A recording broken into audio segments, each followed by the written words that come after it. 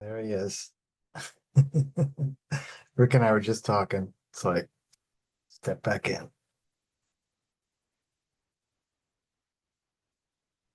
Awesome. Mateus, how you doing? I'm doing very well. Thank you for asking.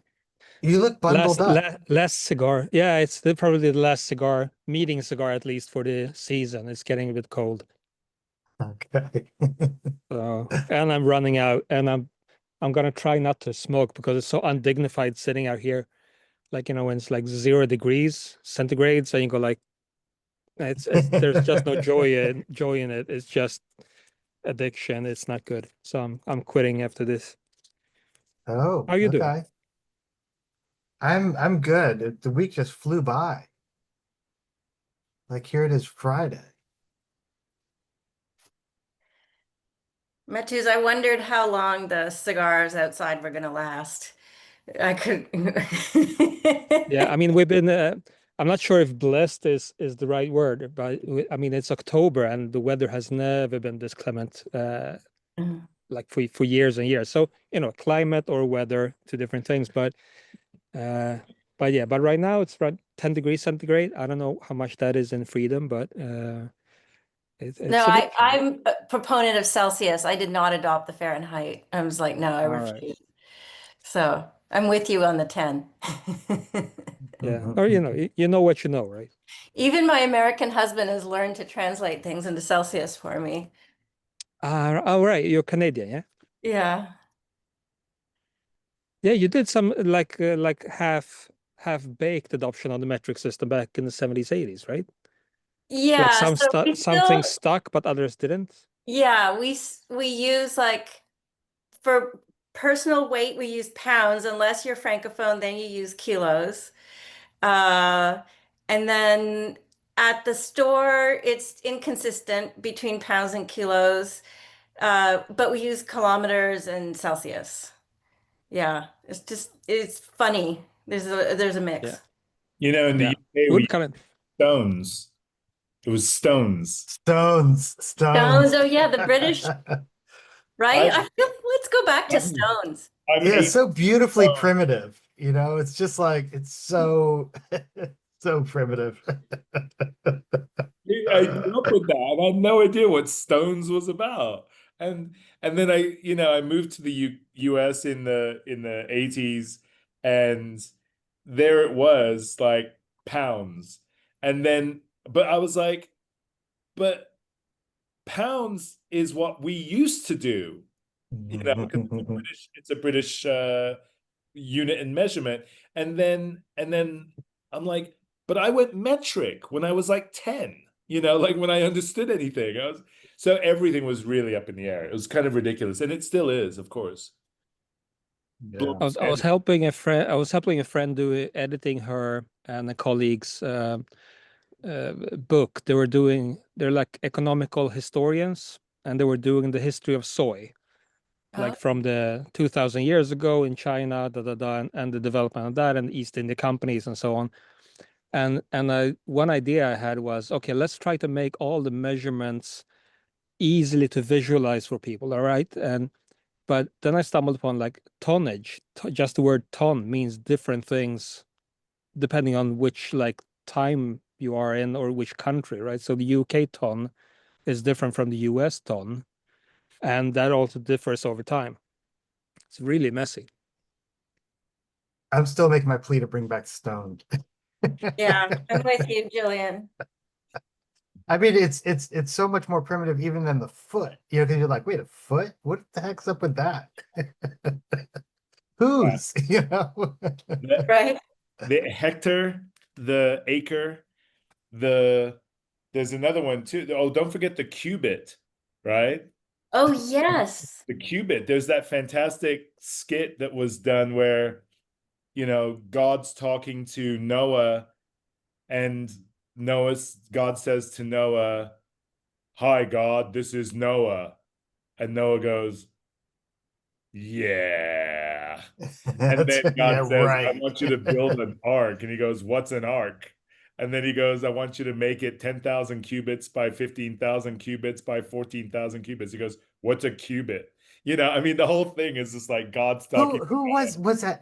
Who was that? Was that Who- what's his face? I think it was Cosby Bill Cosby. or I think it was Bill Cosby. yeah. God Yeah. I speaks think to I Noah. remember hearing that on a record album. Yes, I feel like exactly. I heard that on an album. Yeah, God speaks to Noah. Yeah. A brilliant bit. A brilliant bit. Yeah. Yeah. Amazing. Okay, so we've got one presentation or share side project share. Hala, are you there? There you go. Great. I So yeah, so Hala has something that they'd like to share, and then we might have a little bit of time. So if anyone else wants to share something or has something that they want to contribute, we should have some time afterwards. Otherwise, we can just have our usual discussion. okay. Is that good? So Hollis, do you want to introduce yourself and then you take it away? Yeah, I'll just share the screen real quick. Perfect. Yeah, is it visible? Yes. Yeah. So yeah, my name is Hala, and I'm currently a master candidate for design for interaction and extended realities.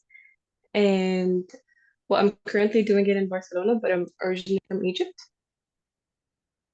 And I was first introduced to speculative design in my bachelor with architecture.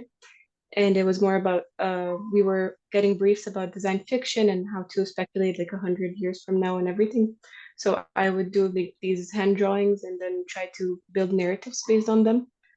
And this was some of my previous work. And then I thought, why not also create a thesis for my master's based on speculative design? And I was thinking about human behavior and objects. I was also trying to narrow it down using this future thinking, like dimensional math, I guess. It was like a framework that we were presented with about a future thinking and how to kind of try to see signals around the city and how we could take pictures of such objects or like whatever tries to inspire us for the thesis project. And then when I clustered all my images, they kind of made sense that I was talking about vessels and objects in general and how the humans interact with them. And so my question was, what if vessels or objects that we overlook every day kind of reveal a language of identity, power, and community? And what if in the future they don't just reflect culture, but actively produce it? Because to me, objects are not neutral. They script us, and this project mainly speculates on how the everyday vessels, like a chair or a cup, they become verbs and that write the grammar of our future gatherings. And so, through the lens of object-oriented ontology, which I've read about with a book about for Brian Kentley, it was called The Speculative Coolness.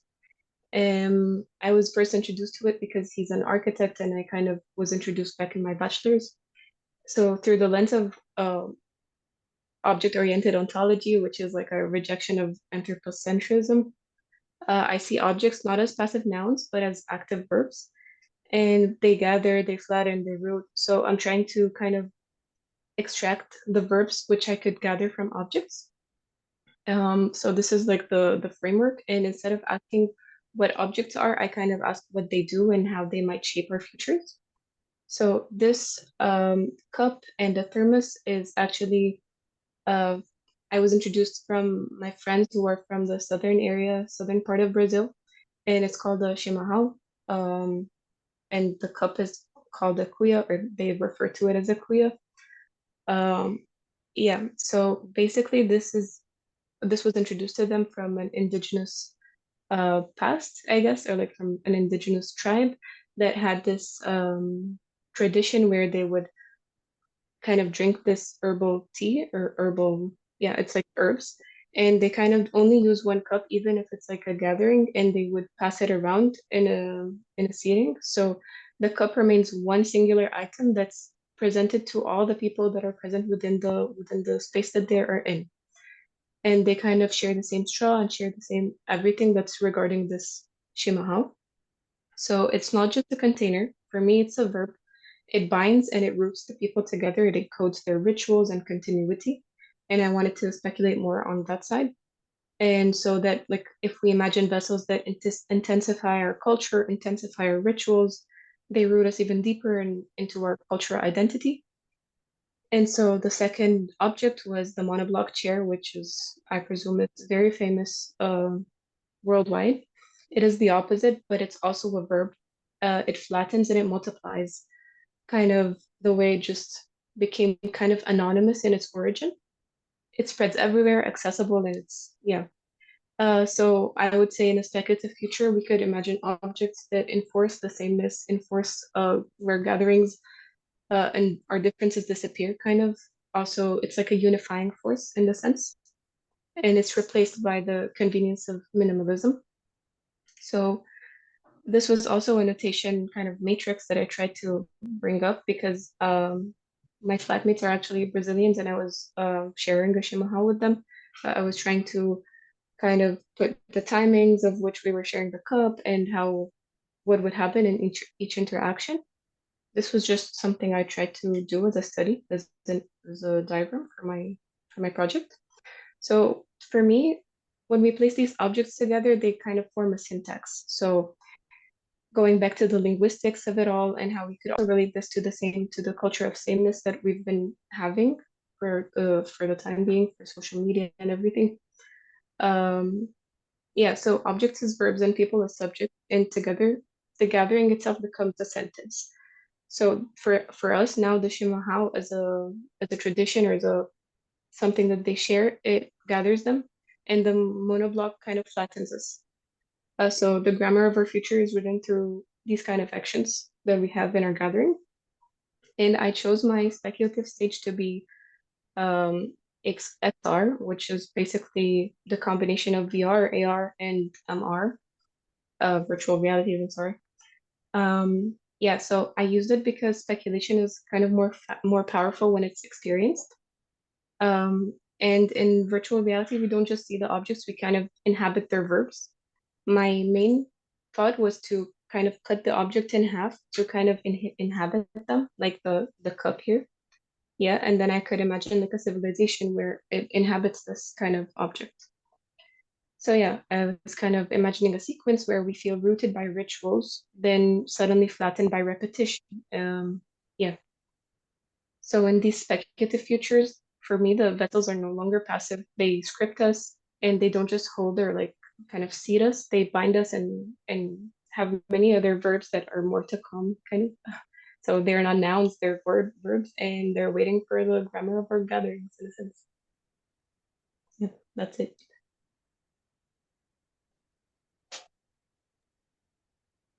Awesome. Thank you for that. Thank Great you. stuff. It's super very I'm thinking I went all over the place. Like I started like looking up links and references. So very generative. Thank you. Okay, this is now when people have questions or comments or remarks. This is that time.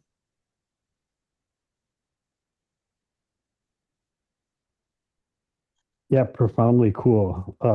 My name is Andrew. I'm a designer in San Francisco, and my partner is from Brazil. And I really got um, the Brazil vibe really came through in a beautiful way in your presentation. Yeah. Yeah, Thank just you. just wanted to comment. I'm from that southern part of Brazil where we have the chimarrão. So the moment you showed it, all the three images, like it really close to home to me. Yeah, it's Yeah. an interesting thing of how it changed. Like during COVID, it changed a lot because we used to share it, right? You'd be on like a circle and then Mhm. pass it around, and then after COVID, like we stopped doing that. It kind of like changed the whole dynamic of that, and now everyone has their own kuya. Yeah, Now it's kind exactly. of like slowly coming back. Yeah. I just wanted to share my Yeah, mom spent a lot of time, and this is one that's like made of a gourd and with a little bombilla. yeah. So I would, and I have such good memories of like passing them. There's something about the passing around. I know it's not, but we would joke because in Argentina and Uruguay it's mate, and then matar Yeah. is to kill. So it's like, oh, it's okay, mate todo. It like will kill all the bugs. But there's something about that sharing and the ritual that it's so profound and I don't know, calming and gentle, even though it's full of Exactly. caffeine. It's like there's something invisible there, and it just creates this uniqueness in the sharing.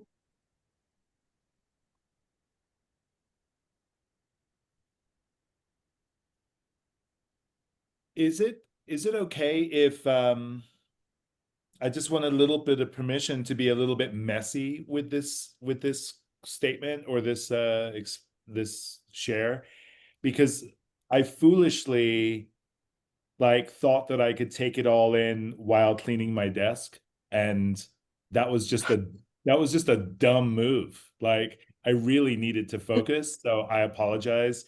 I really enjoyed it, but also I had to just stop doing what I was doing because I like this is way more captivating and interesting than I thought it would be. So I was like, okay, let's go. The sloppy part of it is, I don't know if you covered this, but the feeling that I got from what you said was that when objects are oriented around verbs, it feels to me like they are earning their intent. Mhm. Like when we begin a design process, we're all in the verb. We're very much connected to the verb. Then we shift into what fulfills that. And then it feels like what you're talking about is the moment that something earns it back. Like it's a return to the design sort of experience and saying, is it successful? Can it own, earn, possess, occupy this place or this space? And I was really inspired by that. And I'm not sure if I'm talking on top of what you said or if I'm sort of helping elevate what you said. So I apologize if it's a little messy. No, it actually like reinforces, because the idea of looking through the lens of verbs is actually kind of coming from a point of view where I believe it's so selfish to think that the whole world is just made for humans, and kind of even as objects, like we're not talking about only nature and like some kind of life-centered design. It's just more about humans, nature, and objects, which kind of lose their rights to speak. So it's kind of bringing back their power. So thinking from the get-go, like from the start, how we can bring back the power to the object and understand what does this entail in our interactions together, and how the simple design in such stuff, in such ritual that can come out of a simple thing, can change the syntax. Yeah, yeah. And so to that end, also, it feels like not only does it possess the verb, but it also changes all the things that are attached to that verb into the ritual, to the cultural meaning of that versus just a sort of a generic meaning of that. It really transforms it. Yeah. Yeah. It's very cool. Something that Thank you. something that it sounded like you were also sort of trying to make a case for was a reframing of what being a verb is. Like what are the sort of the terms on which something gets to be verbed, and that's something that in the context of containment, which is understood, it can be understood to be passive and things like that, and that's something that I've been really fascinated with in terms of the bias towards sort of action and change, and the realization that in a natural world with entropy, that recreation and any notion of something remaining or being static actually needs constant reproduction. It needs to be reinforced and rebuilt and renewed and replenished. And there's a sort of an like imperial colonial kind of bias against that kind of language, and it sounded very similar to that kind of thread that I've started to realize has polluted my entire existence. So it's nice to see it here too. Yeah. Thank you. It reminded of like the whole actor network approach, right? So everything can be, depending on how you visualize relationships between objects or verbs or actors or systems, you can posit anything to be the actor or the instigator of something, right? And I like the breakout you made of the categories or the matrices that you did. I'm curious where you hope to end up with the work you're doing now. Like in the end, you're going to have a master thesis. Do you see this as like a part of the ontology of design, or where do you want to end up, or what do you want to do with it? Because it's fascinating as hell. Well, essentially, I had in mind that I wanted to produce kind of an interactive book where the pages kind of let the reader have to do something in order to gain kind of the insight from the pages. But then due to time constraints, I think I would do that, but it would not be like amplified. I would probably continue that even after I submit. But I think the direction where I'm going right now is more of a virtual reality experience. But I was also kind of thinking that it kind of makes sense that if I'm talking about object-oriented ontology, then probably also an object that maybe caters to a certain time in the future or a kind of scenario that I come up with.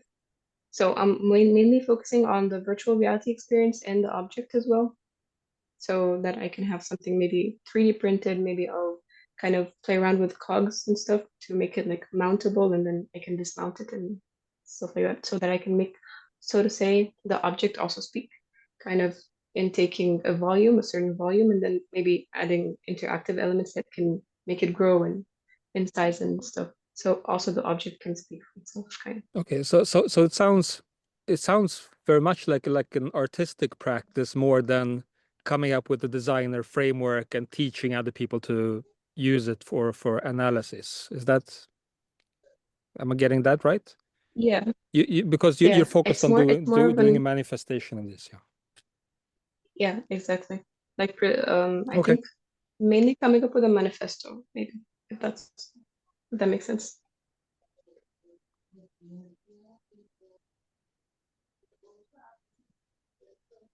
I wonder. I guess it. Oh, sorry, Go Julian. on, Scott. No. Sorry, I'm like, there's a lag time to like absorb everything you shared, and then I haven't thought about ontology for a while. I think the examples you use could be critical to the poignancy of what it is you're trying to open. So the first one feels more a part of the world, let's say. Like you can trace it back to well, I think even Christine showed it's an From actual Argentina. husk of a fruit, no? A gourd, like a squash or something. Yep. But the plastic chair is the opposite. Like, couldn't be more of a, part of a production that has been invented. And so, for the book club Francisco and I are in, have you already read Slow Down? So, um, this book might be interesting to, you don't have to read much, just like the first section, to just understand, like, in what are the forces at play that brought us the chair, the plastic chair, Yep. versus I'm not going to properly pronounce, but the Southern Brazilian, The cup. so like communal container, like, because it couldn't be more different, the kind Yep. of systems they exist in. And I think there's something to be said about, if you take the lens or the mindset that you are proposing and look at the world of things that we live in, then maybe that renders out how some things are connected in a more fortuitous, virtuous, I don't know. I mean, it's up to you to articulate and express what that is. But I think that you're at that point where it's like, kind of like Mateus's question, like, what do you want to say now? You have a vocabulary and a kind of Yep. way of thinking. Like, now, what's the performance that you're gonna articulate. So it's cool. Curious to see what you do. Yeah, it was essentially chosen like the chair, like you said, it's out of plastic and it's the complete opposite. It's like a paradox. And I chose it in order to kind of highlight the irony because it's also kind of used in these gatherings. However, like I can also share. Oh, just a sec.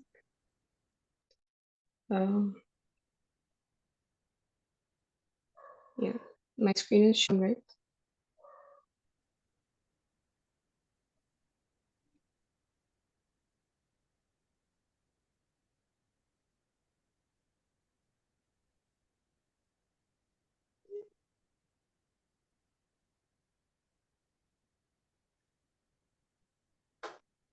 Yeah. There was also like something that I tried to talk about in the irony because I didn't really want to present the chair as an antagonist because it's also kind of always accessible for people and kind of affordable, but no one really knows the labor that goes behind the whole process of the chair. So it was more like just presenting that through the smallest lens that we could kind of talk about how we can have the herbs and the side of the world where we're drinking and everything, but meanwhile we overlook the syntax that's gathering us is actually on the basis of something that is brought from the oil rigs and from the petrochemicals and everything. Yeah, this was mainly also one of my ideas. Yeah, I mean, you could juxtapose like, well, it's not right over the mountains, but in Chile, you have the palm oil plantations that are creating a product for the rest of the world to create processed things. So like these two things almost coexisting in one way and then utterly affecting the world in another way. I think another thing is, I don't know if you ever came across this book. How do I make this? There. Yeah, super cool. Oh, sorry. Do you know this book? No, no, I've never read it. So Naoto used to be at IDEO and then now he's on his own. And I think he was part of, at Muji, they created a line. I have to look it up. There was a line of products that had to do with kind of things that were undesigned in a way. They are. They're like just part of culture and they've existed forever. And so I just think there's a lot of interesting places to point, point at, I guess you can, based on your matrix, like, is it a object scale or is it a space scale? Like, that's totally up to you. But like, when you do, what can be revealed by looking at it this way? So in my mind, it's just researching some of those and then going through the process of articulating it. And I think sounds like you're going to have a very rich, rich output. Yeah, thank you for the books you shared. It's funny how the two objects they're almost antagonists, but for me, both of them bring kind of like the same memory, the same feeling, because they remind me of moments at home where families together and we're sharing the mate using those plastic chairs. But yeah, just to come.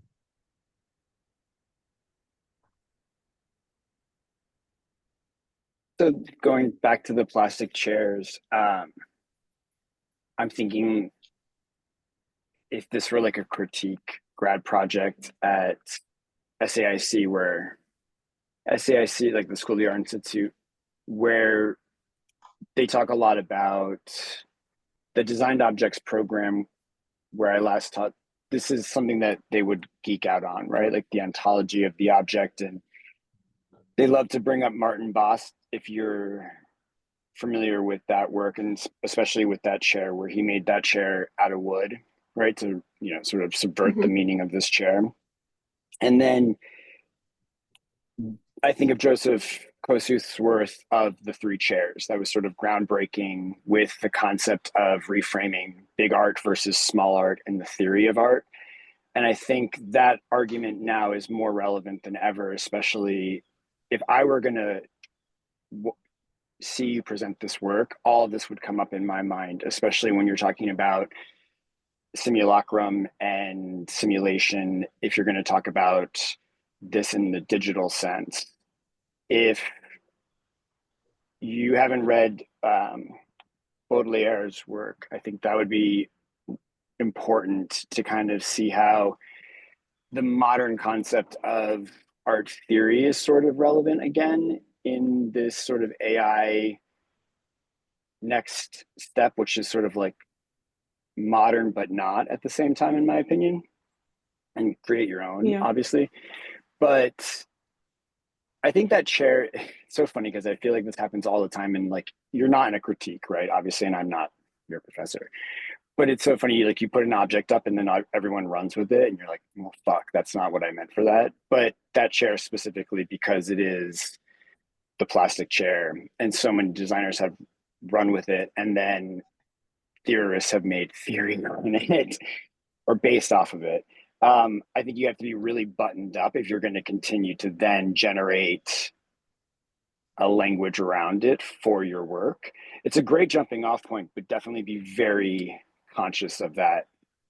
Like, I know at SAIC they would just like attack, which is the douchiest thing to do, but it happens. So just be buttoned up with it.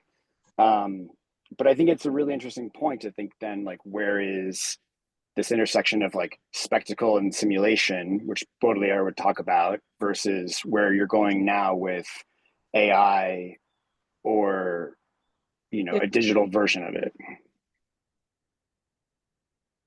Yeah, I had my doubts about the chair also as well, because it doesn't really, because there are more traditional chairs in Brazil and like in the that are made of straws. So I was also kind of studying this.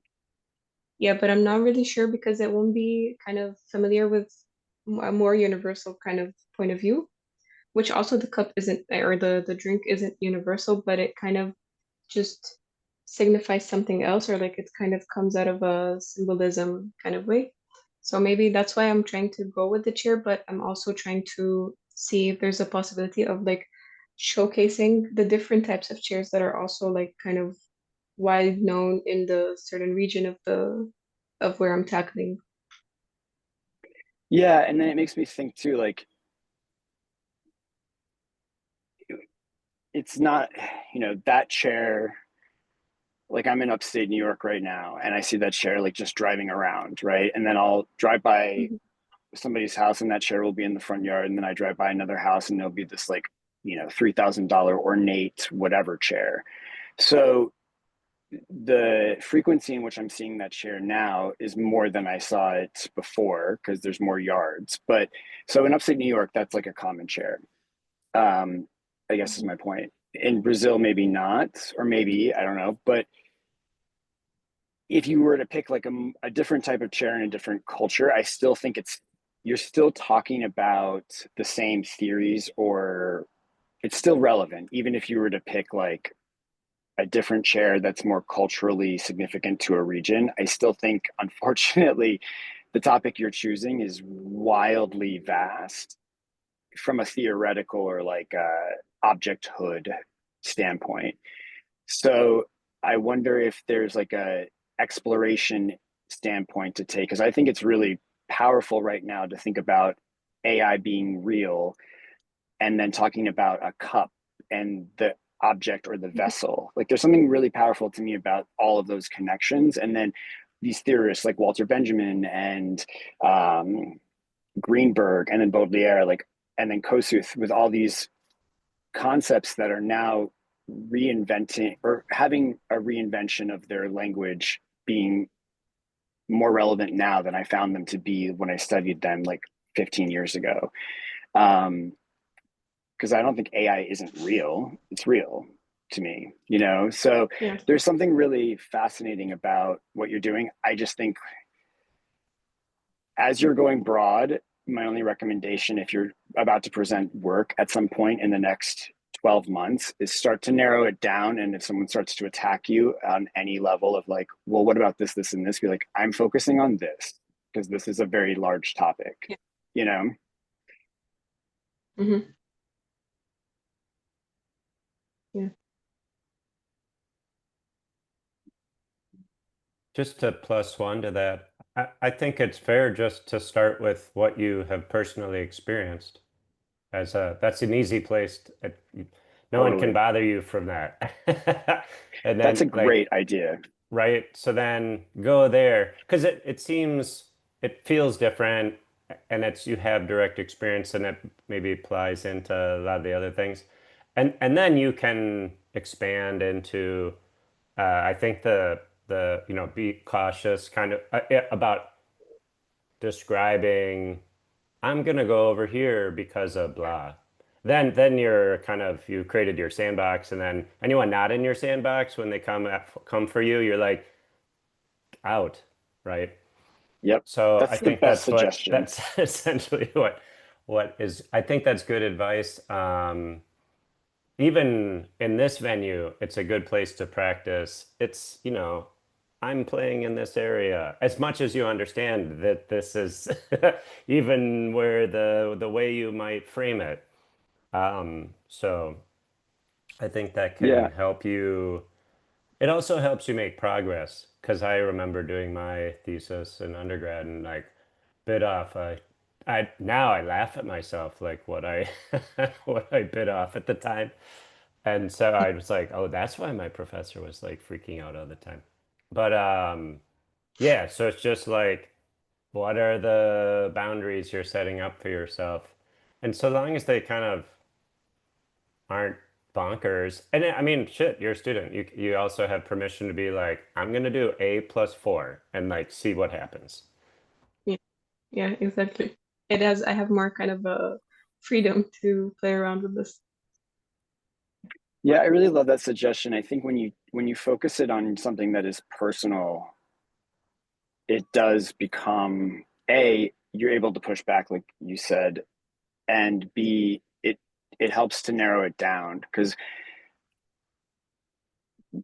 professors will look at anything and then I remember one time we had a critique on an object where somebody presented a whistle and then a professor took it in this direction of rape and the person was not talking about that at all, but because of we were on a school environment and it just like it went off in a direction that was not intended and you couldn't get it back on the rails, right? Like it was just completely off. So I think objects have this bizarre and fascinating why I love objects and the interaction of like objecthood in tech is this bizarre way of just completely fucking everything up without even trying. Like they just sit there doing whatever and then all of a sudden they're just so loaded with all this meaning. So I love this idea of like making it very personal. Yeah. It's a great idea. I'm a bit of an advocate for another approach here. Maybe contrast is useful to us, but here's the first note of contrast is who gives a shit what the professor thinks? Sorry, but like you don't work for them. And the second point of contrast is yes, you can make it personal. However, I mean, I think that I have, and maybe other people do too, this kind of desire to find something that is larger than ourselves, and also to lean into the possibility that this is a shared sort of mycelium narrative, like something that is potentially part of our humanness and our humanness around design. And so I say make a theory and then let them come for you because truthfully, I don't think we're done critiquing critique yet.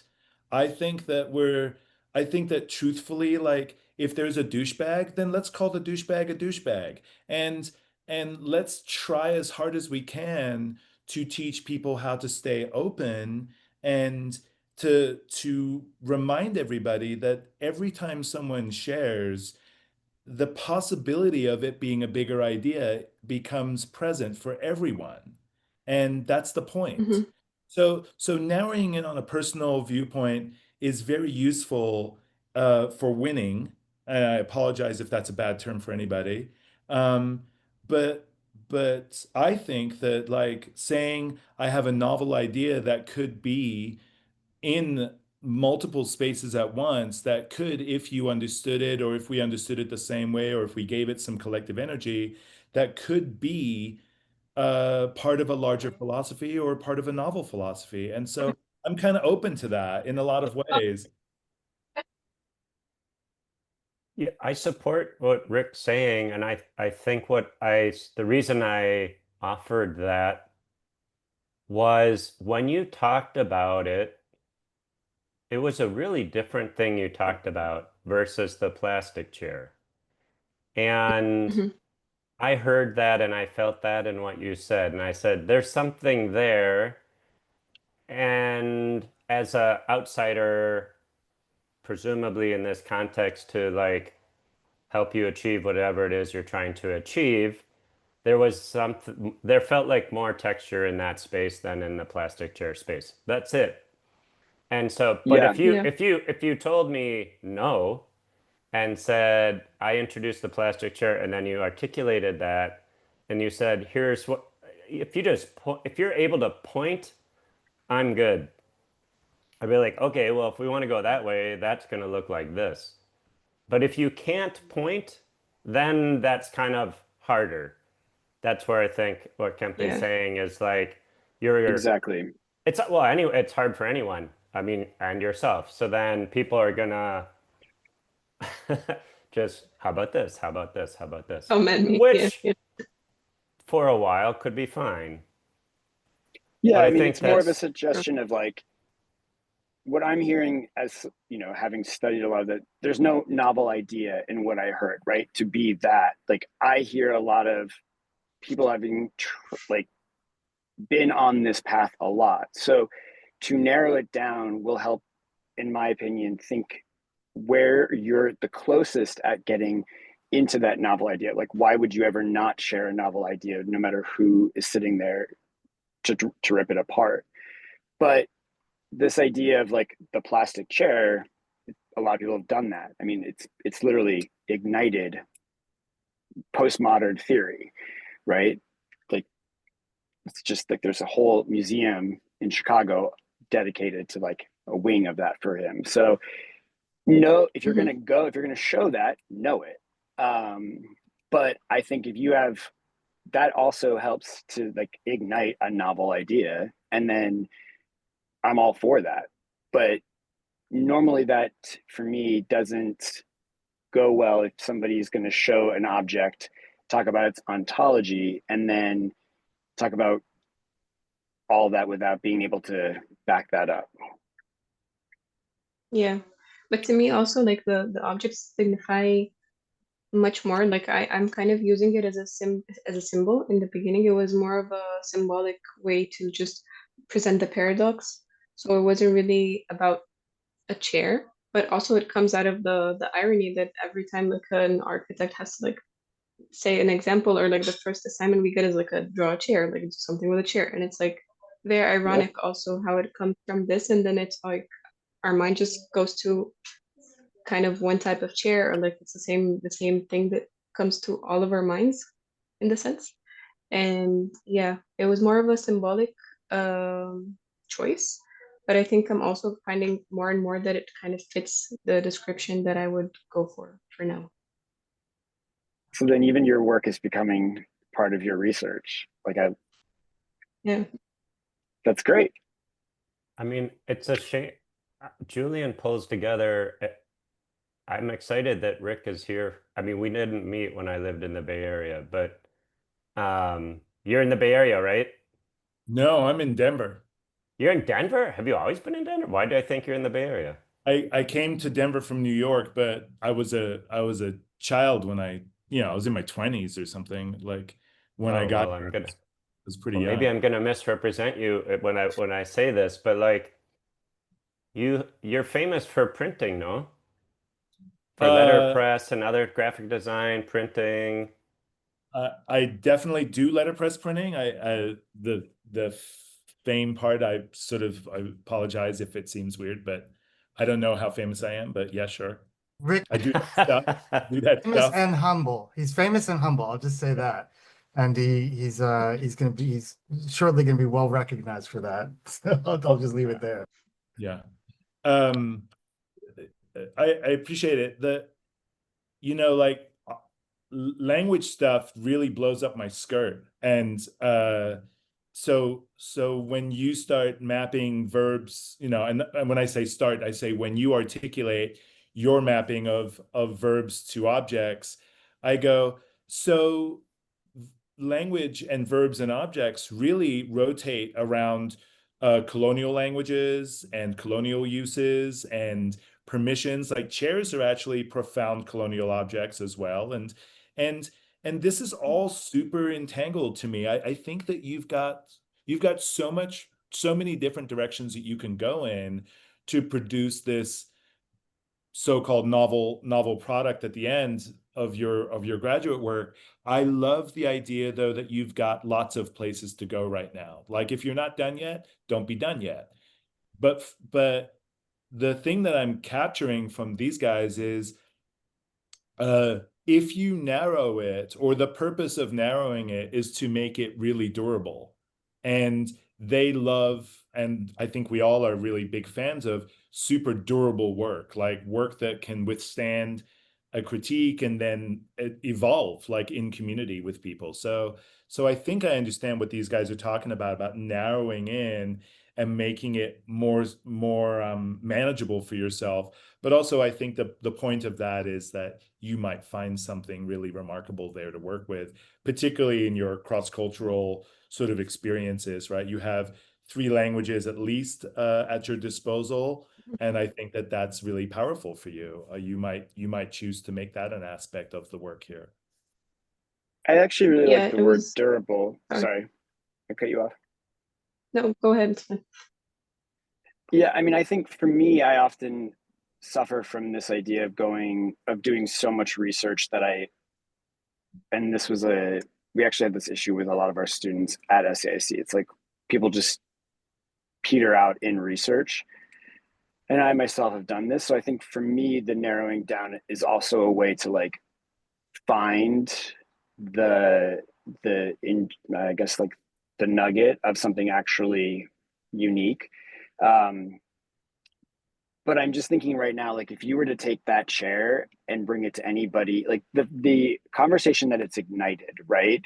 And if you're talking about the conversation even being part of your research here, if you were to take that to like anybody in upstate New York and be like, what is this? Or like, it's not even a chair. Like, just like what would happen from these conversations? I would love to even capture that research and what that would mean, or like what objects you would take in your community. I just think there's something really fascinating about that. To me, I think it would get lost if you were to expand it to all these other objects and try to create a body of work that was so expansive. I think there's so much in one thing that could really be, I like the word durable, right? Like there's something really powerful in narrowing it down. SAIC used to say, like, we don't create chairs, we create systems of like elevating above whatever. And it was this attempt to try to lose the language that we were accustomed to. But it goes back to language, right? Like, how do you remove language from these things? I don't know. Yeah. It was something that also reminded me when Rick was talking about language, is in the beginning I was also thinking about linguistics, and because I know Arabic and I'm currently in Barcelona, and so it's more of a like kind of the part where they're not really Spanish speakers and they speak Catalan, and then it's like they're trying to hold on to the language that's fleeting in the sense. And also for Arabic, it's like kind of very easy to just introduce English words in the middle of the sentence in order to kind of be able to express yourself. And I think that's also very sad for a profound language, I believe. And also the fact that we kind of right now, even for any Arab speaker, they kind of text each other in the Latin alphabet just to come up with the sounds that we're doing in our language. And it's kind of also making us do like normal dictation wrong. If someone's dictating me in my own mother tongue, it's like it comes off wrong because I'm so used to the Latin letters. And this is where I was thinking more about the monoblock chair and everything, because it kind of makes sense that when we kind of gain convenience, we kind of lose the grammar that we were raised upon, I think, is that makes sense. I'm not sure. Well, yeah, I mean that's the argument of big A versus small a art and Baudrillard, and now you're talking about AI. I mean, there's yeah, I love it all. Are you in the program at Elisava? I'm in Barcelona as well. Oh, really? No, I'm at IED. Ah, okay. In Gracia. Yep, yep. Ah, yeah, just down the street. No, I was thinking, kind of synthesizing what Rick said. A really kind of point I used to say all the time when I taught was the artificiality of the academic experience. Like it's whatever, 10 weeks or 16 weeks, because that's just what the schools sort of figured out. But like, and then you like slice up subject matter in that amount of time. So I'm wondering if what you can, because I remember, I mean, I've been with Francesco in these final presentations, I think at Elisava, I forget where we were. And it was like a huge thing that the student had bitten off. And it felt like they didn't get there because it was just too big. So I'm wondering if, um, is it clear the kinds of things you need to achieve by the end of the project, or is it exceedingly open-ended? Because the last stuff you just It's said about very language open-ended. is awesome too. Like just the history of this area and the Roman history, the Catalan history, the Muslim history, etc., is all rich stuff. So it's super Yeah, open-ended. that's the part where I got really overwhelmed because of the deadline and everything. But I would be really interested in like digging deeper in all these bigger umbrellas that I have. But I kind of like right now it's up to me basically to kind of focus or symbolize the objects that I choose for whichever noun or phrase that I want to. But it's just I'm afraid that it would go kind of all over the place. I want it to make sense at the end, and then I could like carry on with the project, I believe. But I I mean, really didn't know which aspect is strongest to kind of tackle. well, based on the fact that you're with us, I'm gonna make an assumption that you are organized. And whatever, before the end of things have arrived here. So, and I don't know how you found the group, but you did. And so I'm wondering, I'm kind of just reiterating something Rick said that I don't know if it helps to say in a different way, but is this thing of like giving yourself permission to not know for a long period of time.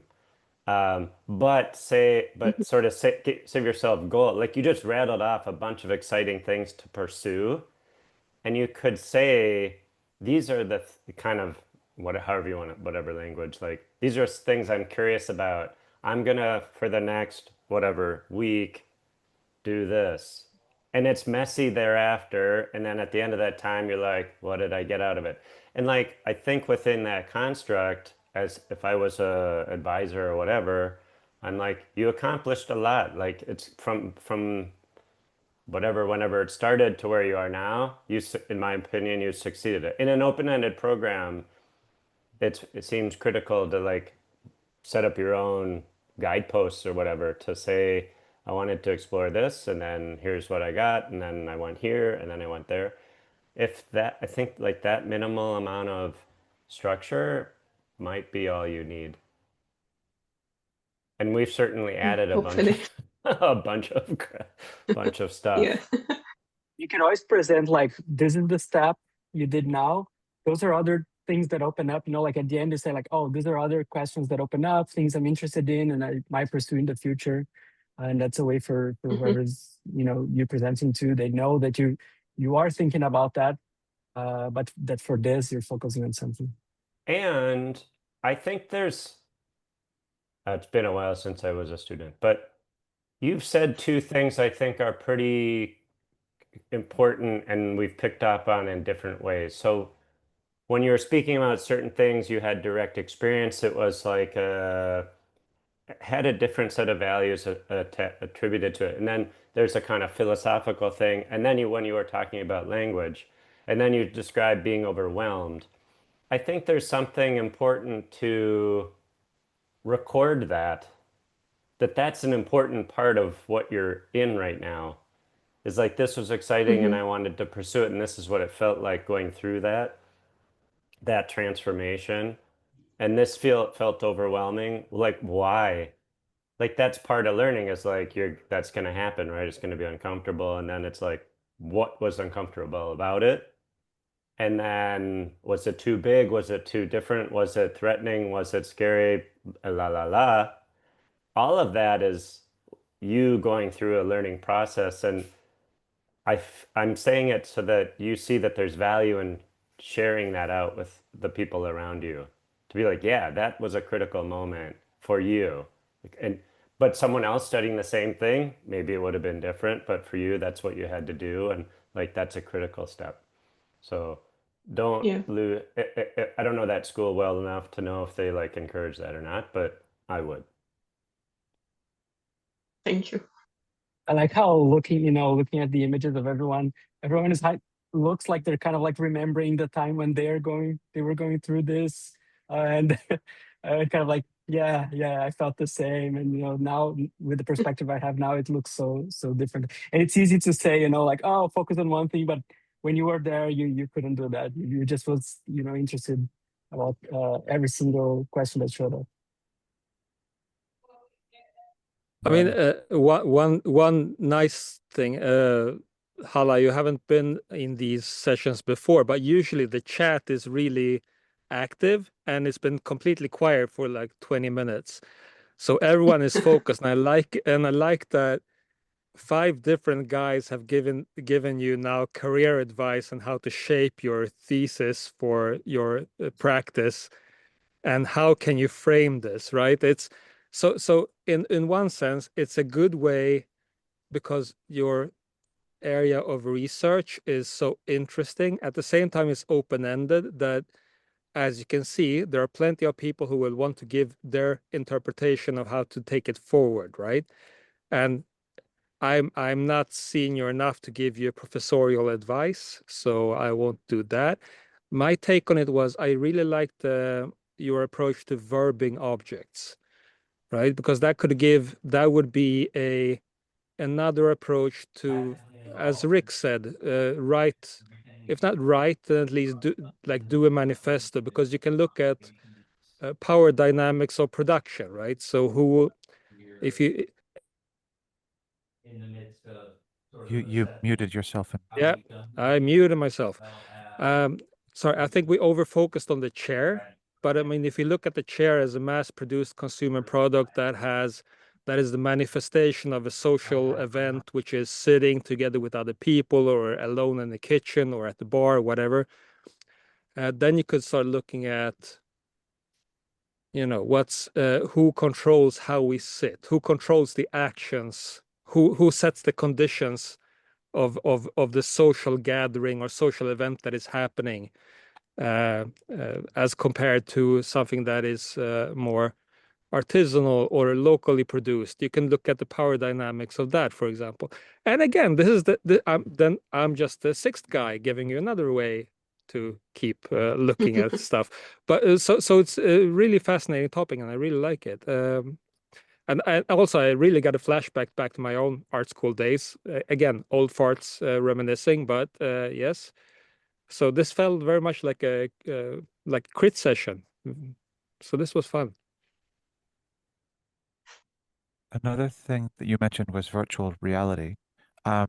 If you would like, I know that feels pretty well, and if you want to share any sort of updates or anything like that in the Discord, then I would be really happy to point you in the right direction with how to make things work with and for virtual reality. I'm in virtual reality right now, so I'm very familiar with the place. Yeah, I hope, because right now it's more like research and I'm trying to come up with the environments that I'm going to design for the virtual reality. But I love your opinion as well.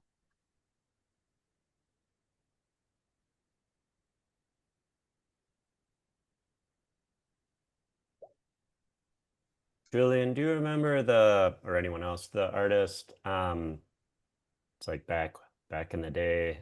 I think it was called Osmos. It was like a VR, and when you breathed, you floated up, and when you exhaled, you floated back down again.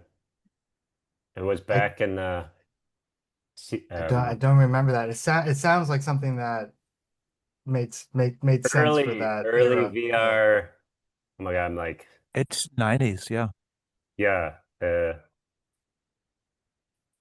Silicon graphics computers, SGI. It's coming. It's coming. Oh my I God. remember a game that I played at the last or the second to last Doors of Perception conference in Amsterdam, and it was a pulsometer that was connected to a puck, and you had to lower your blood pressure in order to move the puck into the other person's goal. Nice. Very, very exciting. Ah, And yeah, that's it. Yeah, nice. yeah, Ah, very, Doors of Perception. I wish. Yeah, that was a fun event. those were days. Yeah. Now he lives in the countryside and he does like separate little salon type dealies. You mean John Thackeray? Mm-hmm. Yeah, yeah. I mean, but yeah, it was, also Janet Abrams was a Yeah. part of it for a long Yeah. time. She's doing pottery in Santa Fe, New Mexico. She's almost course. entirely ceramics based in Santa Fe, New Mexico. That's your future, Hala, right there. Ceramics, you guys. I I can see. name like 5 of my friends that are doing ceramics right now. Yeah. I mean, it's like in my neighborhood. I mean, you can attest to this. Like in my neighborhood, there's I think every 3 blocks there's a either make ceramics or paint ceramics studio. Yeah. I'm not sure. I guess do people get budgets for after work activities? It's funny, like it's overtaken the wine and paint daisies activity. They were like the next wave. Well, neoliberalism would automatically suggest that we would shift our hobbies into things that were objects that saved us or made us money.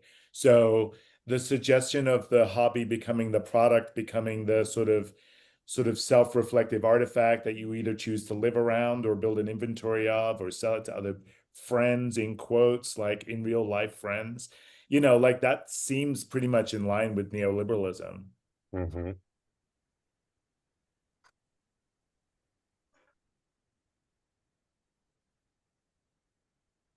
You're reminding me, that I haven't heard the expression object-oriented ontology in a couple of years. So I was kind of like digging back through that.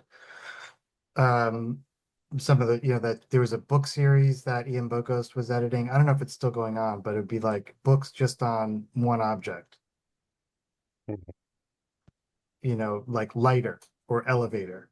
And there were just these deep excavations of the objects. I mean, a little bit of a handle on object-oriented ontology conceptually, like the nature of being and objects and all that kind of stuff. But the one thing, it's not a but, and I never quite figured out how to where its value lied, that approach or that philosophical kind of perspective. Um, like how you made that valuable in the work that, or how I made that valuable in the work that I did. It felt like maybe too I couldn't ground it. I understand, Yeah. Yeah. in terms of like, you're going to do work, or if I'm going to, because, Rick kind of brought it up, people got to eat. So how do I bring this into my work that adds a increment of value to what I do, against, what, that I could say, hey, plus you also get this for the bargain. And so there was always that tension between, I mean, it made me think of when I was undergrad at Cornell. I was in engineering, but I shared a house with a bunch of architects who I loved. Sorry. I learned a lot about them. It was great. I mean, they were became some of my best friends. And one of the things that I remember, because they just seemed like way more fun than engineers. They had That's studio true. vibes in life. Yeah. Their pants were always splattered with paint, kind of thing.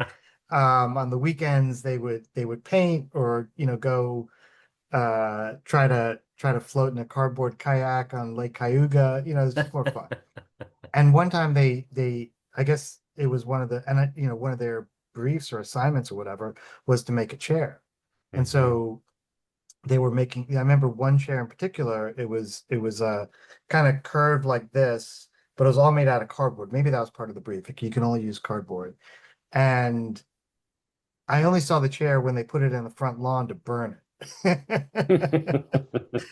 And like all that stuff collapsed together, all that kind of feeling and energy and kind of kinetic chaos was, like I felt that, and it's still kind of seared in my, recollection from those times, uh, some decades ago as an undergrad.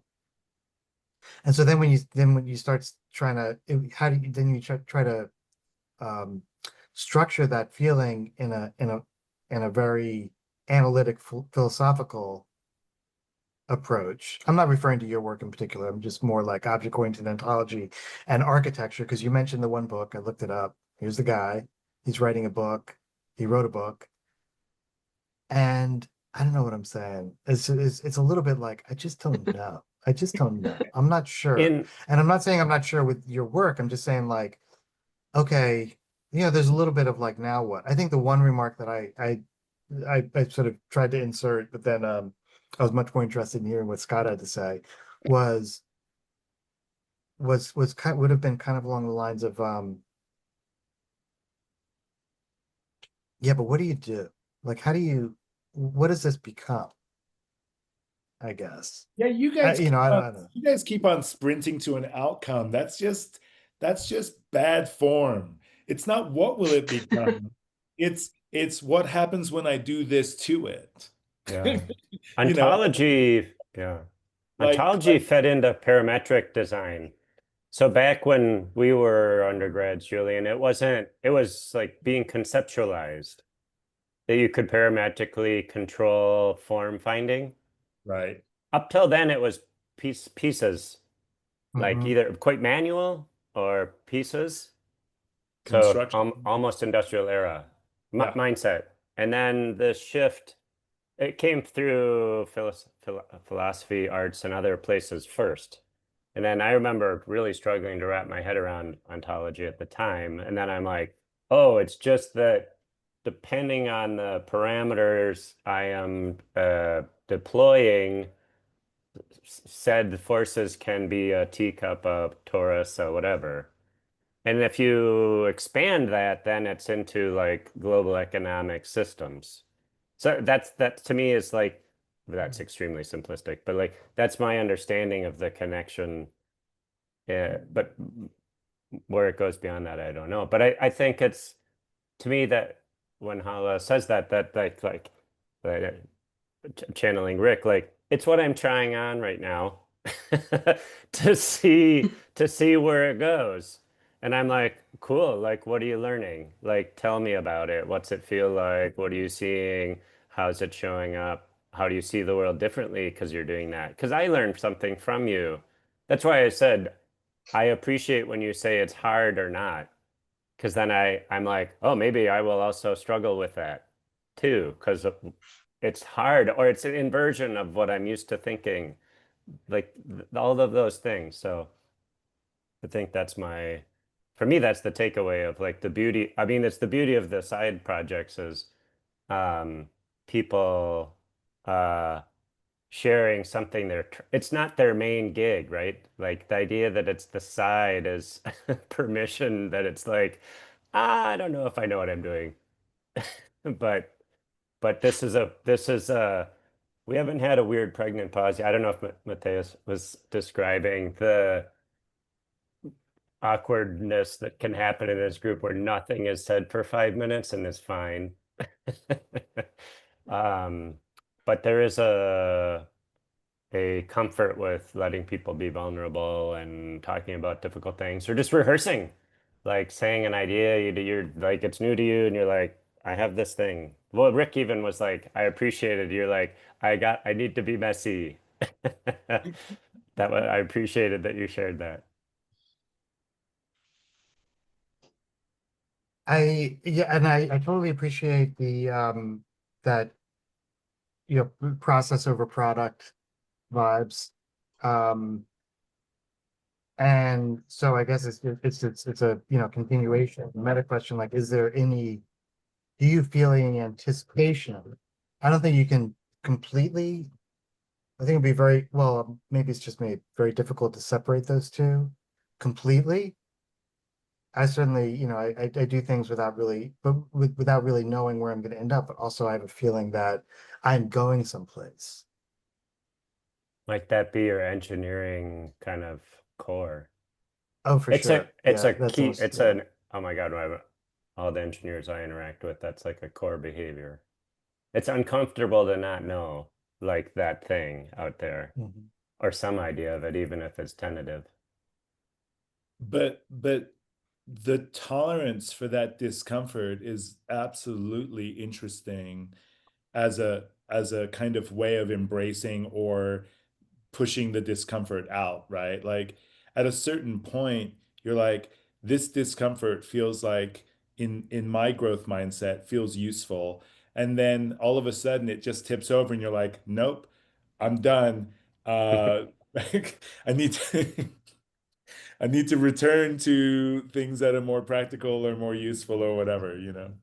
But I think, and Rick, this is kind of like an extended conversation that we started earlier this morning, which is to say that I find myself constantly either, I don't know if defending is the right word. Sounds like too much, but like helping people understand that the approach that I generally take to work, I guess, or the things that I do is I can't tell you where we're going to end up, but I can tell you that if you go through this process, beautiful things are going to happen. It's generative, but I can't tell you at the end of this, you're going to have the perfect, conclusion and idea, and you'll know what to do next. But you have to go through the portal. And if you go through the portal and you kind of, the whatever Jedi mind tricks we end up doing through that, you will come to realize the value of the process. And that's in and I guess why I wonder these things, because that is a really hard sell in the commercial context. Again, we all have to eat, right? Yeah. So you have to do Yeah. something and create some value, and you say the value that I'm going to create is it happens in the process. I can't point it out at the beginning. I can't give you a line item to say at the end, answer is what you get. I'm going to write it on my list of things to do, which is draw a chart that talks about the need for belief and trust against the notion of sort of income and remuneration with the notion of like sort of reciprocity. Because, and I'm going to have to come back to this talk and find it at somewhere in, I don't know how many minutes in we are, but the point is that you're tapping into something when you said the portal, belief and trust is totally the currency of that portal. Anything that doesn't get created there actually is the creation of an object, which is the lack of belief and trust and the belief in the object or the belief in the path or the process or the description. And then you get these rewards that if you let something be unknown for longer, the reward is bigger. And if you force it into a matrix of, sort of representation or any other kind of matrix of explaining, then you sort of take the joy away from the result. And I think that that's super important what you just said. That's really, really wise. Yeah. Well, this is perfect. We'll talk about it when you're in town, because this is the core of a pamphlet I'm working on. Oh, nice. Hey, Julian, I mean, the way I spoke, or I don't speak about it as much now, but for 15 years, it was like the certainty has to do with the degree of change you want to engage in. So if you're just optimizing how you do something, it's kind of clear where you're gonna get. I mean, how you optimize, you don't know. But Well, optimize for what, right? yeah, like, but you know, that's where it's literally Six Sigma is like, I want this degree of improvement. And there's like all these methods out there for doing it that are pretty reliable and predictable, somewhat reliable. But the problem often with those is like, that's probably a symptom of something bigger the fact that that thing exists is a symptom of something bigger that's a problem. But nobody knows what that is. So how we go about exploring what that is, it's not realistic to know. But we are going to go through a series of like whatever experiences, and you have like a great track record of that, prolific track record of trying things different ways, exploration extremely prolific, that people can see what it's like to do it with you versus me or other people. And I think that's all you owe them, to say you're a good good fit to go through it with versus, I don't know, someone else who's going to feel like super different than you, right? So trust and belief is also value based as well. So trust comes from values, belief comes from a shared vocabulary. Is that sort of the stuff you're talking about there? Can you say that again? Well, I kind of use the word I took the word portal from Julian, and I sort of inserted this notion that we were talking about a reliable quotient of trust and belief to go through the portal. And your Mm-hmm. teaching, I think, is the portal stuff and the trust and belief stuff. And you're saying that there is that we're talking about the need for certainty and the allowing of uncertainty, right? And so this is where you're flexing. You're flexing on the portal in a certain kind of way, like if it doesn't have that, then it has this instead, or if you're not optimization isn't required, like the portal's not required for optimization because optimization is already a science over here. But what we're talking about is embracing uncertainty to a greater or lesser degree. Yeah, you essentially list the things we will be comfortable being uncertain about. How long? 2 hours, 2 days, 2 weeks. And then about what? And usually because you're doing something for somebody. So then it's like, are we gonna do that? Like Julian, I'm just thinking of your annual report, right? The way in which you carry that out. Like it was you, very like what Hala's doing, like, let me try this on myself to see what I learned through doing it. And then you then reflected on that. And that was like super valuable. I don't know if that's one of the things you share with potential collaborators, but um, it's I'm kind of repeating some of the stuff for Hala. Is like, what is it like to learn with me? Is what you can say. And this is the way in which I go about pushing what I know. And you can show all the examples. And if people are like that, I guess is what the vocabulary Rick's talking about. Is like, do I feel comfortable going on that trip with you? Or Yeah. Yeah. or something like that. And it's fun, but it's like it's yours, right? It's like uniquely you. And your only, in my opinion, your only responsibility is to like articulate enough of what it's like to go through some um, moments of discomfort with you, because there's gonna be Mhm. moments where they're uncomfortable, right? And like, what do you Yeah. like? How did you get through that? And then what are then you could just show them the stuff you've done, and then they're like, okay, let's go to that peak today. And you're like, That's really based helpful. based on the Yeah. shoes you're wearing, we're barely gonna leave the parking lot. You Yeah. know? And That's you the saying, and the question I've found in my experience, the questions you ask them about what are they ready for are the questions they didn't think to ask, and builds the trust I think that Rick's talking about. Like, you're like, okay, you value these things because you're asking about this. Now I trust you because you've asked me about it ahead of time. You've been to the peak and back in sandals, in boots, in rain, in whatever. And you're like, okay, So I see you, and you say you're all blah, blah, blah, ready, ready, but look at what you're wearing, you know, like you're not ready. You Yeah, can say yeah, that in whatever exactly. way works for you, but So I have a quick desire to get a little bit of feedback from you guys or just suggestions on a project. But Andrew just threw a note in the chat to just check in with Hala and get some feedback on the feedback. So I think that takes priority. But if you guys have a little while to spend hanging over, now that Raphael's gone, I can talk about the project we're doing together.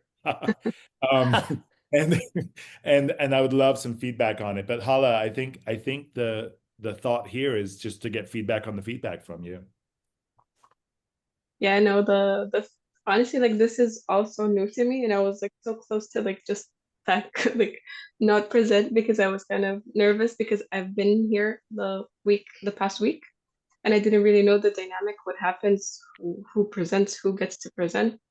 And I found you because I found the studio near Future because I was searching for studios that do speculative design, more future oriented and stuff. And then when I texted Julian, and then he told me that you guys have this side project thing that you guys host. So I was more interested. And then I finally got the courage because last week it was more like, from what I've seen, yeah, I saw Christina, I believe. She was presenting, and like it wasn't really thesis oriented, so I felt like this would sound silly in to speak of. But I really value like all of your feedback is honestly like even like more feedback is just opening up more roads to kind of see and discover. And I think that's the whole point of my research. It's more open-ended, and I would love it to be open-ended because I just want to be, like booked with thought processes that I should go for. So yeah, really, thank you.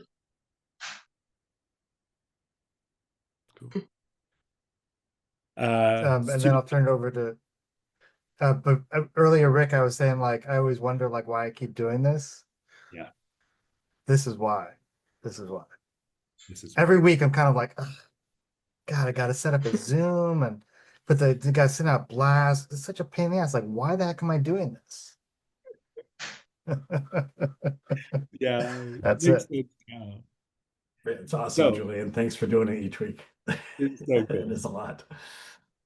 So I'm going to give you like a really, really fast rundown. And what I'm looking for from you guys is just ideas that cooperate with the thesis. The thesis is this.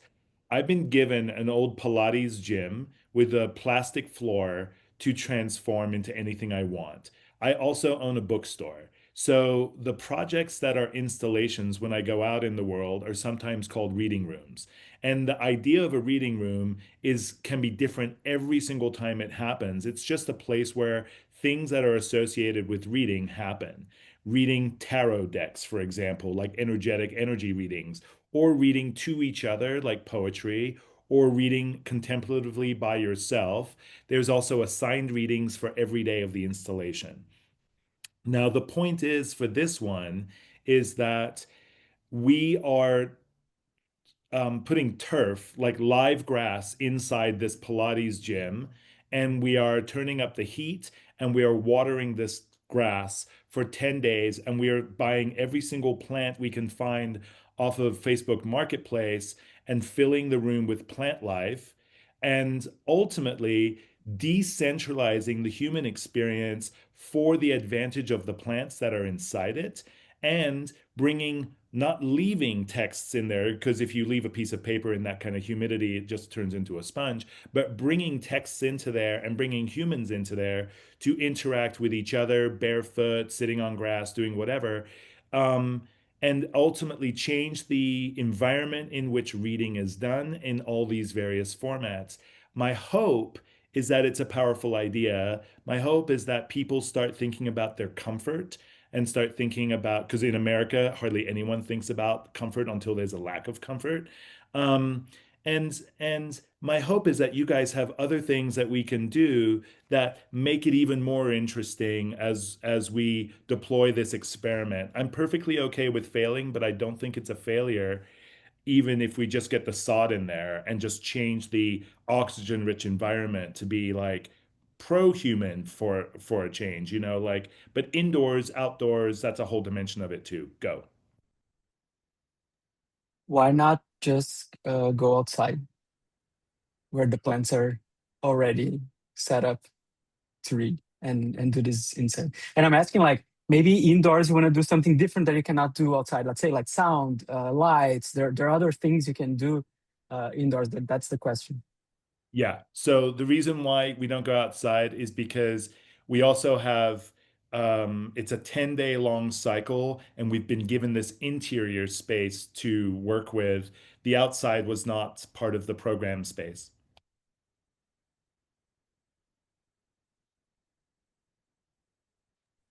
Rick, I'm thinking of a couple things. One is I kind of have to look up the artist's name who like one project I saw, and I think it was in SF, he remade a toaster, like made the metal, went all the way to the source. Like, how do you actually make these materials? So I'm wondering if you could just like looking at the space, instead of bringing sod, which is like such an industrialized nature, if you could take all of the materials that are in the space and do like, how do you make these things as kind of either repair or I don't know what, leave the place better than you found it, kind of that's one direction. But for Gotcha. people to appreciate the materiality, so like you say, like, but arguably it's natural. It's so abstract from nature at this point. The other is a Swiss architect, I believe he's still a professor at Berkeley, who did a project where, based on the people in the room, the carbon dioxide, oxygen levels changed, and then the plants sensed that, and that altered the music of the environment. It was, I forget, it was a bamboo organ or I something of like the that idea sort. of measuring something like that, getting some measurement inside of that, and then using that measurement as a data point to change something. That's exactly what I'm looking for, that sort of notion. Because Raphael is a game designer and a coder, Okay. so he would be Easy. able to take that data and basically map it. Yeah, and you could have like morning sun salutations will sound like one thing versus a talk versus a silent meditation versus, I don't know, other things. Yeah. That would be relatively easy to do, and then the experience could be um, simple but moving. Thank you for that. Yeah. Christine, do you have any thought? I see you diligently paying attention. Like, I I love the idea. I think I had a bit of a reaction to the sod because it's such like monoculture. I think like mhm. and I was like, oh, it would be so nice to have moss but obviously like way harder to get, but like every time I see moss in the forest, I want to lay down on it. So moss or I don't know, sprouts, but sprouts are much more delicate, or maybe Sprouts. sod Right. interspersed Rice. with um with other things, so they're almost like pathways in the space, or you could like define the space to then do things together, because I understand the practicality and the strength of sod. So that, I mean, that's what was going on in my brain, like what else could you bring in the space that sort of brings the outside in, creates that sort of, I don't know, generative cozy space, but that it's not necessarily sod. Is it in Denver? It's in Denver. Yeah, it's actually in a deserted like retail space in Denver. Typical like we love our city. We just have such a high vacancy rate. We need to activate it, dot, dot, dot. So, and Hmm. the reason why I basically call everything a reading room is because we know how to curate access to text and we know how to bring text to people. And so we have a bunch of different ways of connecting people to texts. And then the environment has one or more different priorities, like I'm sure Dre's got something interesting too, but I'm definitely into the idea of growing sprouts because that makes a food-based gift to people at the end of the 10-day cycle. So thank you for that one. That's a keeper for sure. I mean, I assume Earthroom crossed your mind, right? The steward of Walter Diamiria's Earthroom in Soho died recently. There are Oh, these people who took care of those projects, Broken Kilometer and Earthroom in Soho. They I didn't happened to be know. married. Okay, I'll look it up. Or Thanks. they became married because they took on these like lifetime long projects. Anyway, there could be some loose homage to that project. Will you link me in the chat to some of that, Scott? Yeah. Thank you But so I much. was thinking, what if I was very much when Christine mentioned the sprouts, if it is Awesome. Earth, and it's being cultivated. I This love is the a model. little bit, oh, sorry. Go It's a ahead. little bit, probably a little labor intensive, but I'm just thinking of the last time I was in Denver and heading up to Aspen and all those trees. I'm thinking trees, like Right. you're bringing up secret garden elements to me, and how when I read, if I'm going to go outside to read, I want to read in like a cozy nook. I don't want to be exposed, right? So like I want this, like, if you had this line of trees in a space, I feel like that could be kind of transformative and magical, especially like aspen trees in Denver. There would be this. You're also talking about materiality of books versus uh, warehouse space. There's like a whole interesting material of the object and the nature, and then being inside, it sort of cycles on itself to me. Yeah. We definitely started by looking at the largest plants we could find so that we could create a sort of interior canopy. But I'm not sure if we're going to succeed on our budget. But I totally Oh, there's a felt, budget. oh, there's always a budget, friends. But I'm not sure we're going to succeed with the budget because the cost of mature trees, durable mature trees, is pretty high. We are Could you going to do, partner? we Sorry. we we didn't have enough time to get the Botanic Gardens involved. That might be Reading Room 4, which they're open to a collaboration of sorts. Dre, what's your thought?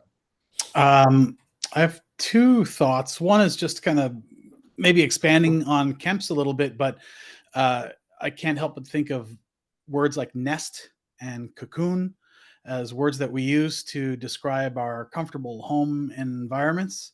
And it could, taking a cue from natural materials, you could have a collection of like sticks and brushes and, I don't know, shaved beard hair, that people can then collect and make a nest, like make it interactive, like they actually create that nest. Or you could just do it out of blankets and pillows and plushies and things. And the idea is that maybe people make a nest and they go and read in there and they leave the nest, but other people can come and inherit previous people's nests Wow. the same way that birds might do that, and same with cocoons. And then the flip side is, I always like to look at the contrarian aspect to this, is like, if you want people to consider and to think about comfort, why not create uncomfortable places for them to sit, like a chair made of nails, and go read there for a while? You'll be thinking about comfort for sure. Okay, so first of all, I totally locked into the same thing that Kemp said as you did, but I came away with that sort of private space kind of, if we can create a reading nook like in the best bookstore ever sort of vibe. But the nest is a really big leap forward because it's also made of other special like remnants. Like a nest isn't made of bird stuff. A nest is made of botanical stuff. And, you know, our houses are built from the same. I mean, that was strong. That's a strong hit for me. Whenever I shave my beard, I always put it in a baggie and I bring it up to my cottage and I just put it outside. And like invariably, the eastern phoebes make nests out of it in the spring. And there's like little Dre DNA in the trees. Dude, you're bird famous. I'm yeah, a little bit bird famous, low key bird famous. Low-key bird famous. Plus, there's the whole element of childlike play there. Like people, you're talking about like building. There's like a fort building element, Dre, when you're talking about that I love. Right, like adults will start to build forts, like birds will build nests. Right. So like if you like when you said inherit the nest, you're talking about like I think of people walking in and starting to build their own forts. It sort of regenerates the space again. So like if you do a reading one night, you're gonna like, why am I coming back for another night? I'm coming back to build another nest or build another fort, right? So like there's a marketing opportunity there to regenerate the space that I really love the way you're talking about that, Dre. So I think that's a really cool Yeah, and idea. just to go one step a little bit, like I just thinking of anecdotally, one of my favorite things I ever built was a fortress out of cardboard, actually a labyrinth out of cardboard boxes when my parents bought new appliances when I was a kid. And I remember making this weird little spiral labyrinth and yeah, so you can make really complicated, complex little labyrinthian nests, or you can just make a cozy little divot in the ground. Yeah.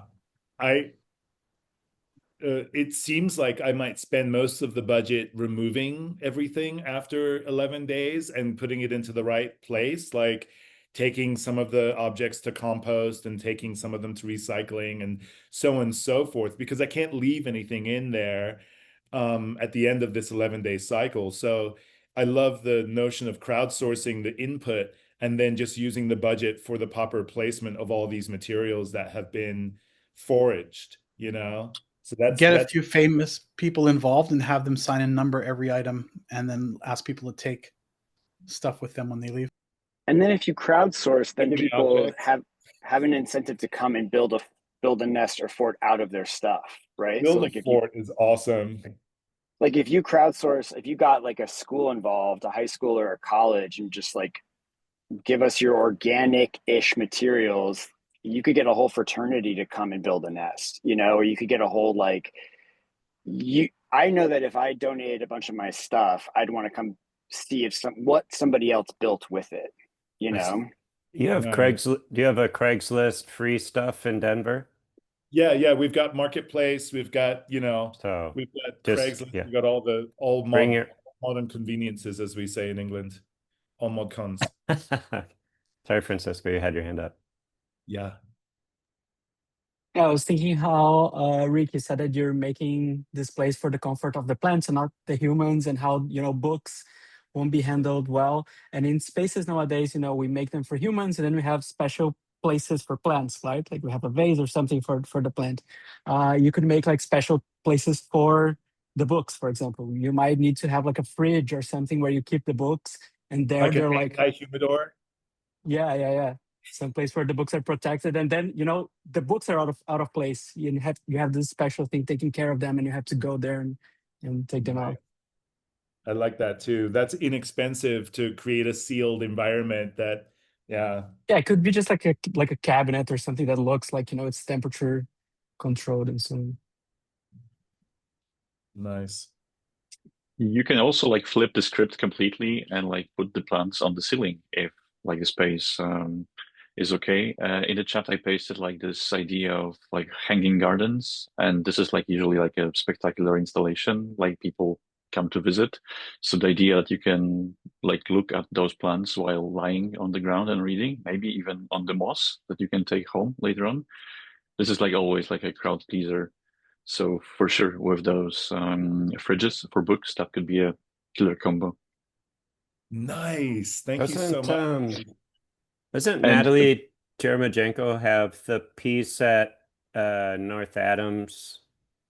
Well, she did a number of pieces about one species of tree, and I think I can't think of the name of the art museum in North Adams, Massachusetts.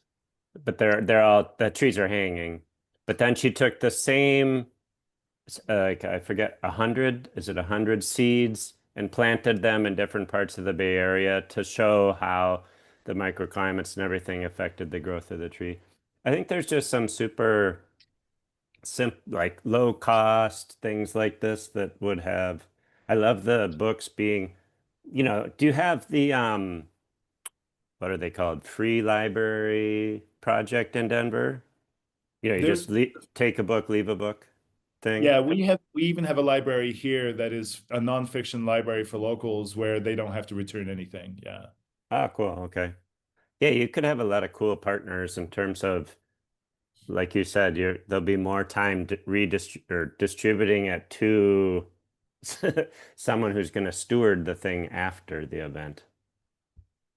Yeah, for sure, for sure. Oh, thanks, guys. That was great. Any final thoughts? I know that we're running over, so I want to be mindful of time, and I'm just yanking all the links out of the chat. So thanks for all of that too. Now let Oh, us know. we are doing an old project that Raphael is reviving is a RSS feed so that we can have a news hour. And the RSS feed is great because it only gives us the headlines. So we'll still just talk about what we want to talk about, but we'll do it using just the absurdist scrape off the headlines of the internet, And so Oh, news hour. have you heard? I don't know where this project originated, but it's something called the longest conversation. And the structure is pretty basic. I think you just need a meeting place and a schedule. And first two people arrive, and there's a topic that they discuss. And then one person leaves, and a new person arrives, and the new person's only responsibility is to bring some topic. And they just carry on. So your RSS feed could easily feed that kind of experience, or they take a book out of the cabinet, or there's something social about it that could be nice. I don't know. Is the Good. thing, are there Passing. people there? I assume you have people in running the space right? Yeah, we have a schedule where we're sort of everyone has there's open hours, there's contemplative hours, there's a whole Ah, suite okay. of ways of using the space that we're offering people. But in contrast to the longest conversation, quite possibly just a timed conversation, like we were talking about earlier, or a tolerance for the unknown lives in a number of different frameworks. One of them is how long will I have to do this for? And Mm-hmm. and so if we time something and say this is exactly a 7-minute conversation with a complete stranger, enjoy, you'll be paired with someone from the waiting room, which is a different project, of course, done by somebody else completely. And Mm-hmm. and we'll just move them from the waiting room to the reading room, and they'll have an opportunity to discuss perhaps some prompts. They would read the prompts and they would discuss those prompts for 7 minutes. But that's a good idea, is to time the event. Yeah, you can use a chess clock. Oh yeah, yeah, yeah. I can imagine you're going to have some nice artifacts in there, and the books are obviously nice artifacts too. Thanks so much, guys. That's like, you know how sometimes you have a vision and a project and an opportunity, and you're like, I don't care if I repeat pieces of other projects in this project. I'm interested in the human experiment part. Like Mm-hmm. I want people to experience human experiment stuff, you know? Because like someone was asking me like what's the difference between a British education and an American education in high school? I said a private British education resembles a human experiment. A American education represents a social experiment, you know? Uh-huh. And so I'm How are you interested in the scale. how are you going to document it? Or do you care about documenting it? I have one person on our team who is a great photographer, and then I have Raphael, who is a very detail-minded professor and coder, and they both have ideas about documenting, and then I have instinct and itches that I have to scratch. Mm-hmm. Cool. You know? A very last idea, there is some research about reading to plants, like basically plants responding to sound. That would be also really interesting, like, having a lineup of plants that people try to read to, especially in a soundproofed environment, maybe with some additional, let's say, meters or sensors. That would be a really interesting, scientific vibe to it. That's awesome. I'll get that in there because it'll happen anyway, right? Like we'll transmit information to these plants as well as environment. The Walter project at Dia Beacon, thanks for reminding me that was a thing. Because I've been there several times and been like, this is lovely. This is a lovely thing, Yeah. And then just Room moved full of on, dirt. not reminding myself that like I'm about to recreate something like that. Yeah. There was a good documentary, I can try and dig it up somewhere, interviewing the steward. It was more about the stewards than about the installation. I don't know if Dia I feels like it was a Dia thing, but both of them broken kilometer, the broken kilometer piece that was on West Broadway. So Yeah. both pieces, they said always people. I mean, it's kind of an artsy thing to say, but like pretty true that people were changed. It might be in a minor way, after going in there. I thought the Earth Room was like potent. I mean, you felt that the humidity was like, intense, et cetera, et cetera. And so I think there could be an economy of means like that work where you'll get, it will be a transformative experience. I think you just have to be clever about that. Working on being clever. Yeah. And Rick, you said before of like how we were too focused on like what's the end result, and not kind of like just going with it. So I would say like just go with it, put the plants in there, see how the humidity feels, how the light is, try to read something, and you realize what's interesting about the experience. Yeah, I think so too. It's one of those great moments where you do something largely to learn from it. You don't have a sense of success and failure in the idea phase, and the execution doesn't. It wouldn't feel like a failure to me if we just did it and then took it out and did all the programming. If 20 new people were like, "That's cool," then that's cool too. That's all right. Like we're not trying to be.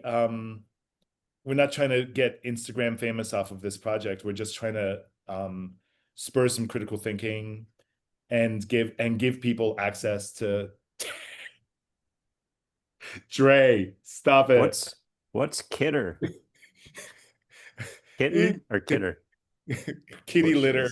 It should have been kitty Kitty litter. litter. Okay. Like a giant kitty litter box. But kitty literature was the pun I came up with. That was the correction.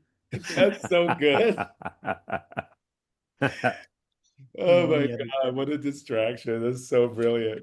Oh, Hey Rick, do you have like a microsite where we can sign up for like updates and when any idea updates? It sounds like something would be worth coming through Denver for. It's on from the 15th of October through the 25th of October. Oh wow, cool. It's pretty soon. Yeah. And if you come through Denver and you need a place to stay, we have a guest room in our home, which is just down the street, and you could just hang out here for a day or two if that's what you're interested in. And I don't know if I'll make a microsite, but like all that surveillance makes me itch, and all this documentation makes me happy. There's got to be a, I don't know how to negotiate it, but it's all labor. Doing it well and doing it in a respectful way is all labor. So I'll do my best, Andrew. Do my best. And I'm just thinking, how do I share this with my weird Denver friends? There's one in particular I think you would really like. Send them my email, tell them to say hi, and as soon as the schedule's done, they can follow me in the store on Instagram, and I'll probably put it up there just because that's a place where I have a good amount of followers. But yeah. Hey Rick, there's a Catalan artist, Marty Guixe, Guixe. I know Marty. Yeah. Do you know his like DIY book series, like one was called Face-to-Face Book, and essentially you sat across from someone. Do you have it? Maybe.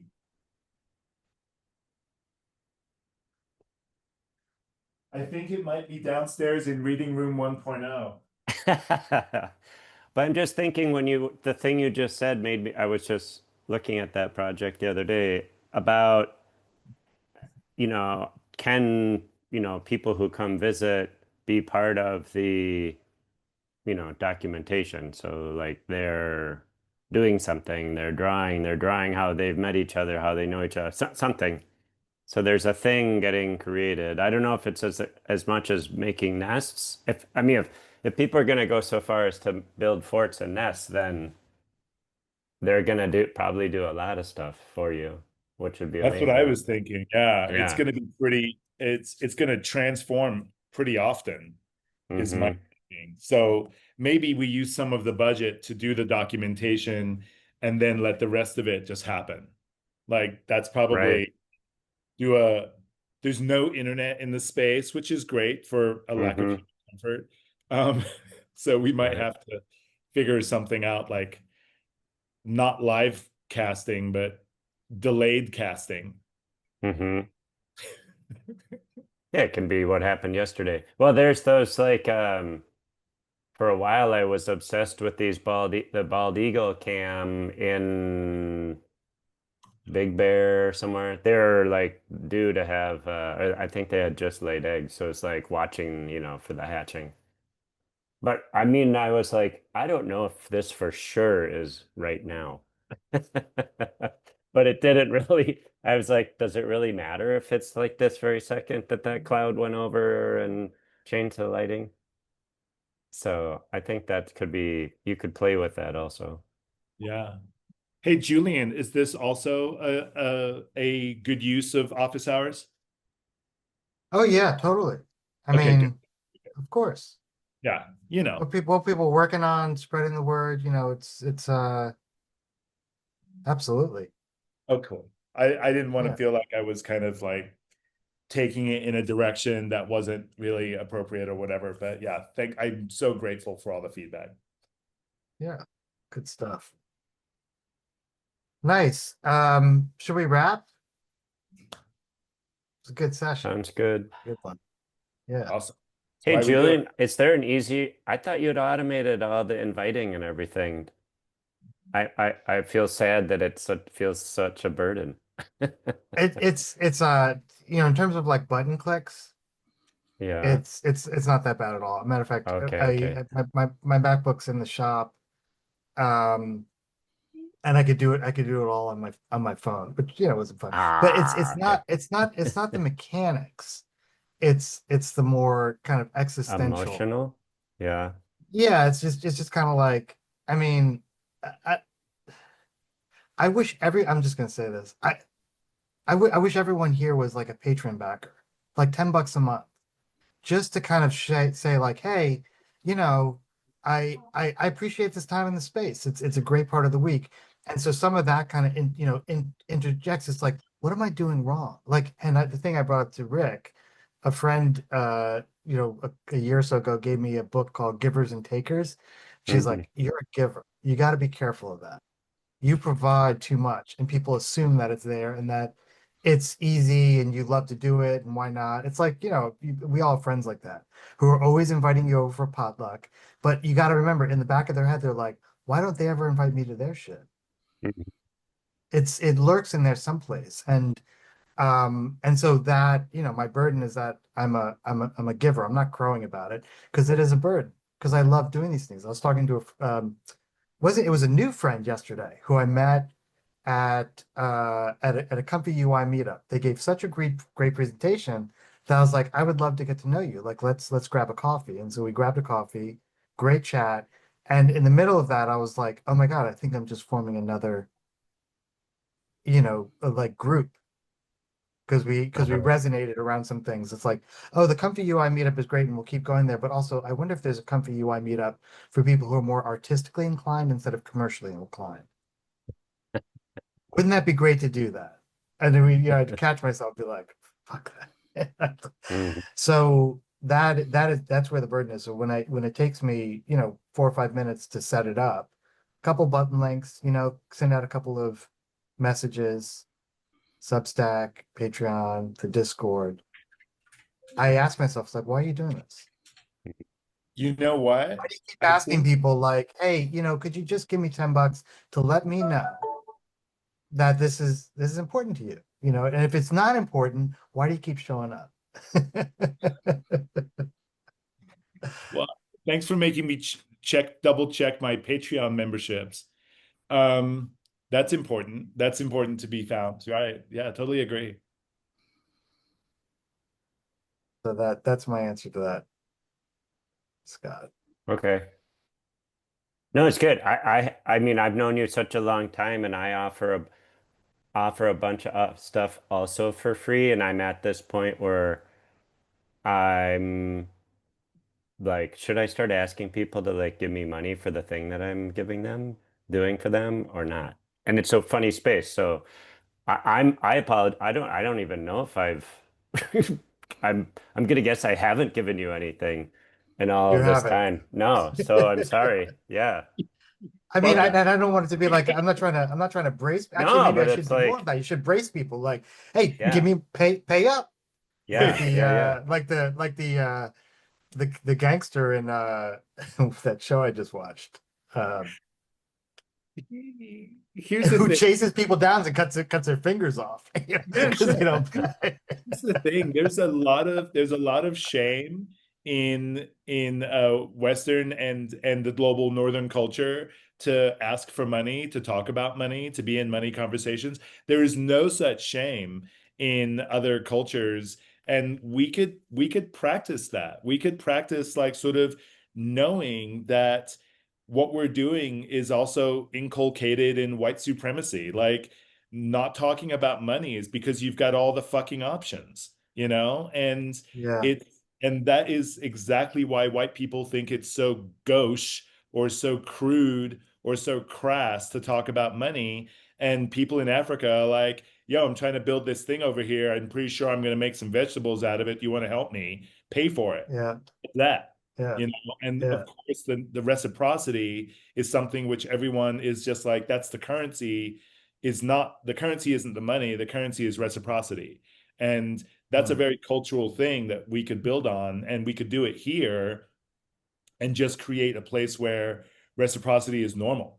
And so people go, yo, this is the link, and everyone just does that. This is my thing, this is my link, this is how you pay me, move on. that's why I tried to do that, and it worked. It kind of works with the all what is it? All gas no brakes channel, like which is a channel in the Discord where the rule is it's not should be enforced more, which is like if anyone posts something here, everyone repost it. Make the assumption that what people are doing, you don't there's no quibbling about. You know what? You don't even have to look at the thing. Like, let's take the mechanics of the pump and dump gang who do it for extractive value and apply it to the work that we do here. Making the Exactly. assumption that anytime someone posts something there, because they are in this community, they're doing something that is of general value. So just share it back out. And it's remarkable how difficult that is to affect. And I think it's part of the consciousness of the kind of people who are drawn into these sorts of communities, which is, there's probably a little bit of felt, if not, at a surface awareness of, well, why should they get theirs if I can't get mine? Yeah. Why should I, especially in the arts community where there can be a lot of, very complex ego dynamics. Why did they get the show? Why are they putting up their work? And the same thing with money. That's why I think I keep, every once and again, I'll remind people of that great book, Art from Money, a little, 32-page book. It's probably a little bit longer, that goes into this and says, you create value. You create value, and you got to remember that the longer you say like, you could just have this, you're devaluing your own work. So, ask for the money. Yeah, And let's again, get and into it comes with a spreadsheet, which is amazing. I use that when I'm pricing out work. I use that spreadsheet. I'd say let's get in the habit of supporting each other with that sort of conversation. And then that's the thing that we need to rehearse and practice, and then be able to transmit that to other people too. So we can, because I think we are slow to take the most interesting idea and try and give it to other people because we'll be clumsy with it and it's a really good idea and we get it in our spirit, but we don't know what the exact words are. And every time you say it, it gets me sharper. Every time someone else says it, it makes the entire ecosystem make more sense. And it also gives me the ammunition and the vocabulary to go out and put that into other places and projects. Oh. So I love that you're trying to achieve that, but the reality is that you can't achieve that by yourself because it's not a solo goal. It's actually a group goal. Like our reciprocity should be a goal. Like in the same way that transcendence is an ambition, like reciprocity is also an ambition. Like we might hope to live in a world where reciprocity was normal. Yeah. So let's be clear about wanting to create that with each other then. Yeah. That's some big shit. It's some big shit. Yes. Yeah. Yeah. I've had Yeah. this, I don't know, it makes me think of, so I have this little condo in Montreal and I'm in Washington, D.C. part of the time. And I love like giving this place away to people to stay here. But I don't know, it just makes me happy. I've created this beautiful space and I'm just like, come stay, come like, Rick, I loved how you were like, you can stay at my place, and I'm like very much that person. But I've had such a struggle with people like my one rule is just leave it as you leave no trace or leave it like you found it or just, leave it a little better. And I've actually I'm at the point now where I've given up because everyone leaves me messes. And then I'm like, I just gave you this beautiful home. Like, could you just not leave your garbage and I don't really want to be cleaning maggots in the compost. And I'm like, what is wrong with people? And these are friends. And, so I've got this small group of people who I'm like, okay, you get it. You can stay here. And the offer goes out. But it's like everyone gets one chance. And I don't know, I've been really struggling with what's going on. I'm trying to be generous and give this space to people. And I keep getting I don't know, blindsided. So it's not, sorry, it's not, I don't want to end on this note because it's not that happy. No, but I think it's important. It's a fascinating thing, but I think the tricky thing is that I've kind of learned but haven't solved is how do you lead that conversation that isn't pointing towards shame? Because you don't want to shame people so much as help them become better or recognize or realize or say actually what I meant by that was this. So, and for some reason, well, I do maybe, and maybe what is blocking you, which what allows you to talk about it here at this moment and not to your friends, is that you're worried about leading them down the path of shame. Because is it this human consciousness or is it this moment we live in where your first thinking is I'm going to shame the fuck out of them. It's and I'm going to do it indirectly. You know what I'm going to do? I'm going to post a story on Instagram and tag them and not say anything else. Oh God! Here's the garbage bin you left. I know. So Right. we think about these mechanics. So how do we go the other way? What is it that you can it's a really good question to say, and it's a struggle. Oh, what do we got? Dre, you're not Maybe that there's a far. series of cards that Rick can make that remind people when they're in the space in a beautiful way that they are of what the expected behavior is. So Just dream this up. Think about it like this. Our agreement is reciprocity. This will cost you exactly as much as it will cost me. My time is valued at this much in cleaning up any mess that you create. I'll send you an invoice when we're done. This is what you broke. You broke it. Just say you broke it. It's not a problem. It costs $8. I'm sure you'd be happy to pay for it because you're my friend. And it took me 20 minutes to take out the trash. That's a minimum. Like if I have to take out the trash, it's going to cost you $11.50. That's the cost of my time. But you send them a really friendly invoice at the end of their visit. And if it's zero, then you go, congratulations, you've actually created a zero cost event for me. And if it's $12, you go, congratulations, your 5-night stay created exactly a $12 cost to me. Thank you so much. The electric bill is, this or blah, blah, blah, blah. But what if we And do you compare it to the Hilton, the downtown Hilton or something like that? Is what it would have cost you? No, not comparatively. Okay. The whole idea is like this is a gift, and the gift exists because people treat the gift well, right? It's Yes. like if you have a sibling that's 15 years younger than you say things to them like, "Hey, don't break my mom." Because they're a teenager at a totally different time and they're shitty to your mom when you're like in your 30s, like that's a reality that you might say, like, don't break my mom. That's a terrible idea. I love that woman. So don't break my house, but we have an agreement that like everything costs something, but you're not going to spend, it's not a hotel visit, it's a home visit. You're here for a week. That's wonderful. All things are yours, and you'll get a small invoice at the end of the visit that just captures what it costs me to have you there because I know you don't want to create a cost for me. I love this Well, approach, Rick. That's I think great. It's great. One as thing I've someone done who, with my, sorry, go.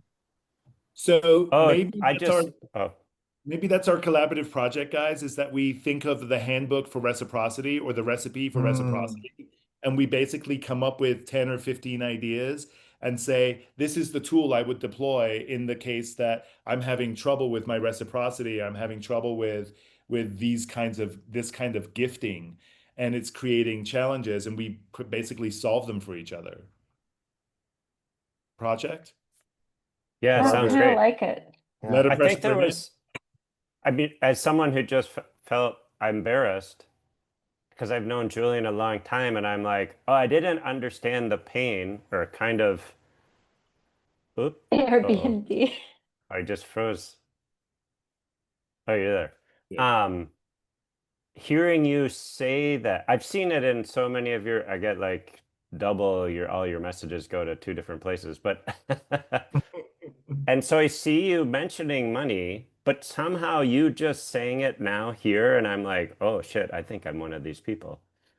And that was potent. And then what Rick has said is like creating the community where we can talk about that and the reciprocal guidebook, et cetera, and having that be part of the language of this group for me would be super valuable. Yeah. So thank you for doing that. Yeah, I wanted to comment a little bit of like how I handle my guest room here, but also something about our call. I wasn't aware that there was a Patreon. I found this on like Luma. It's the first time I'm here, and I wasn't aware there was a Patreon. Then when you talked about it, I like search for it. And what I like to do with my guest room is like have the hard conversation when people arrive. They arrive at my home, and then I make all the rules very clear, so I don't have to do that when they leave or like shame them or whatever. And I think here on the call, you could also like start with that. Like for those new here, that they're not aware, there's a Patreon. We've been doing things this and this way, and then you may not need to do that. That's after. actually Maybe this was that's really helpful because there's a guy who I support him. He's a YouTuber. He's got a very big community, super nerdy, very niche channel. And he always starts out like, this is brought to you by all my patrons on Patreon. And and he shows the tiers. He's like, thank you very much. He's got like a $2 tier, $5 tier, $10 tier. And is very, it's, you know, his Patreon, his content is very, it's incredibly informative and helpful for people who are in this little niche, which is aviation disasters. Okay. You ready? You ready for this? Julian, Yeah. I can, Francisco, perfect. Julian, one better. You never have to say it. We say it for The you. group says, yeah. If this, anyone who's in this right now is now given the instruction, we're in after hours, it's after office hours, we're now drinking at the pub, you know, and basically, if I know I'm coming to this meeting, I want to just give anyone else the option to do it. And then if no one else wants to do it, or they say, go, Rick, then I'll do the Patreon announcement for you, so that that is clear that we are in support of what you would ask for if you had to do it yourself. And if it's an all new crew, you do it, and you do it passionately. But Rick, no, right. just gonna say like perfect. And this connects to like another comment I was going to make, that when we do that instead of Julian, we feel part of it, you know? Like now we're all the Patreon, and we're doing this. And what I do here in my guest room is like, everyone that comes here, you're welcome. You have to bring something for the room to make it a little bit better for the next person. So, you know, some people put on like a painting or buy, you know, like a new pillow or whatever. And then now they're part of the room. And because they're part of the room, they take better care of it. So I think that's related to that idea of like, we, the community, help manage things.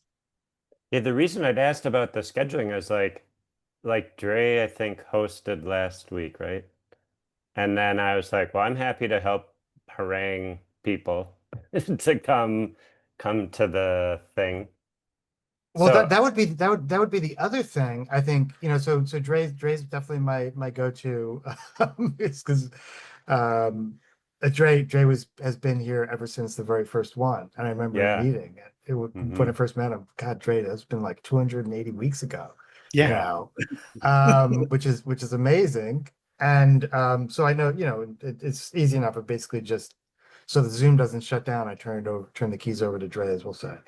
The other thing that I want to say, just to add to this, is really, really helpful, and I feel really great about this conversation, is that I realize that, you know, this is why I started the side projects thing specifically, because it gives people a platform. You know, there's a sense of like, you know, sharing and kind of getting feedback, but also making yourself and your work seen and recognized and, you know, kind of visible, right? Which has benefits and value, not just in terms of like, you know, Hala today got some feedback on a, you know, academic work, but if you're doing something that is commercial as well, you know, my trust is that that commercial aspect of it is, you know, I want to support that as well, because I trust that what you're doing isn't to go and, you know, you're not trying to, you know, extort people, or you're not doing some kind of weird money run or planning a liquor store holdup or something. It's all important and valuable work,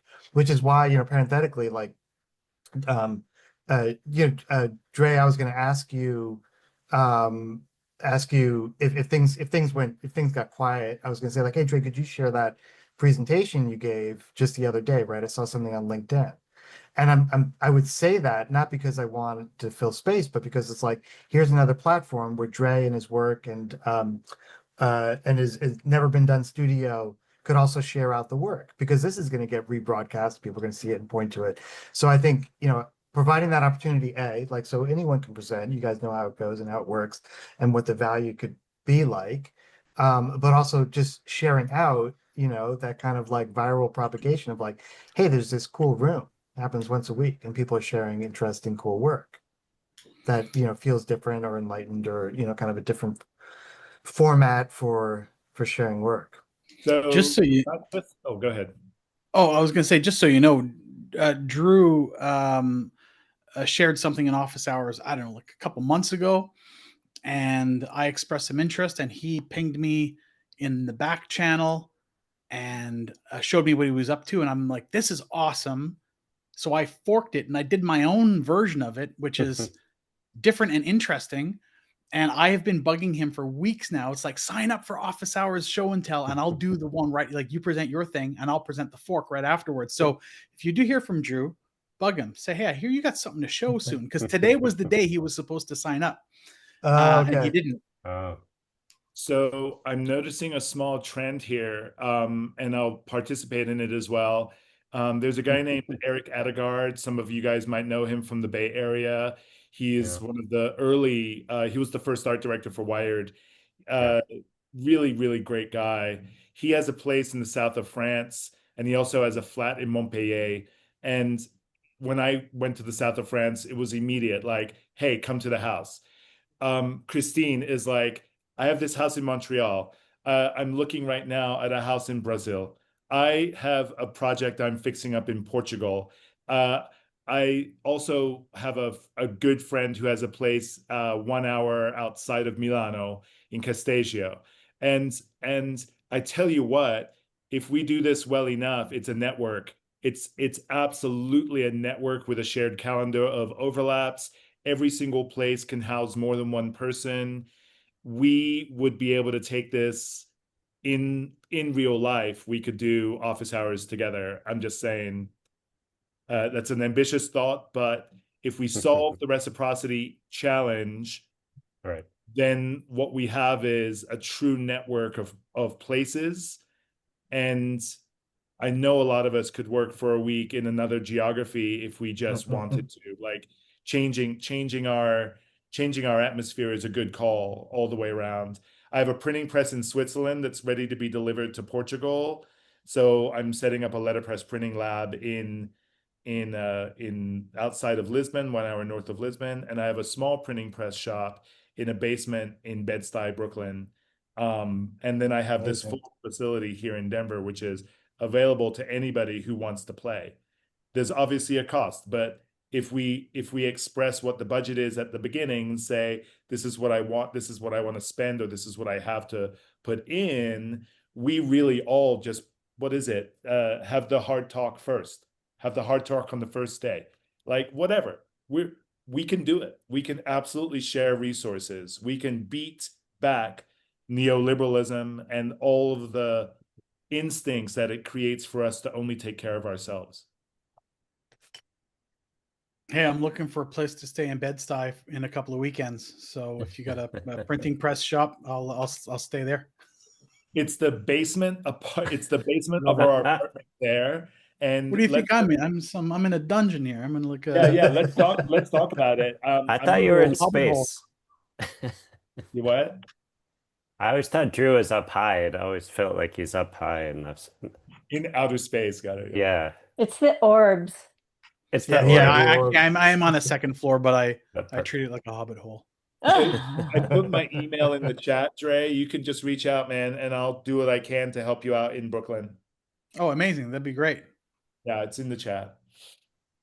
I do have to run. I have a 1 o'clock that I need to prep for. Somebody's running for city council and they want some graphic design assistants. I don't even know if I like their positions or not.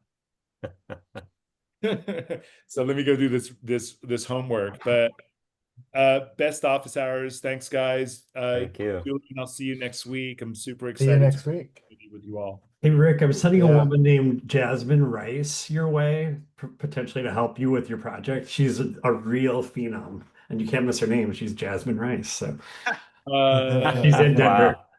Wow. Awesome. She's super fun. Send them my way. You got infinite my ball of energy. She's okay. Yeah. Peace. Take care. I'm gonna bounce as well, gang. Bye. Good stuff. Bounce. See you in the Discord. Ciao.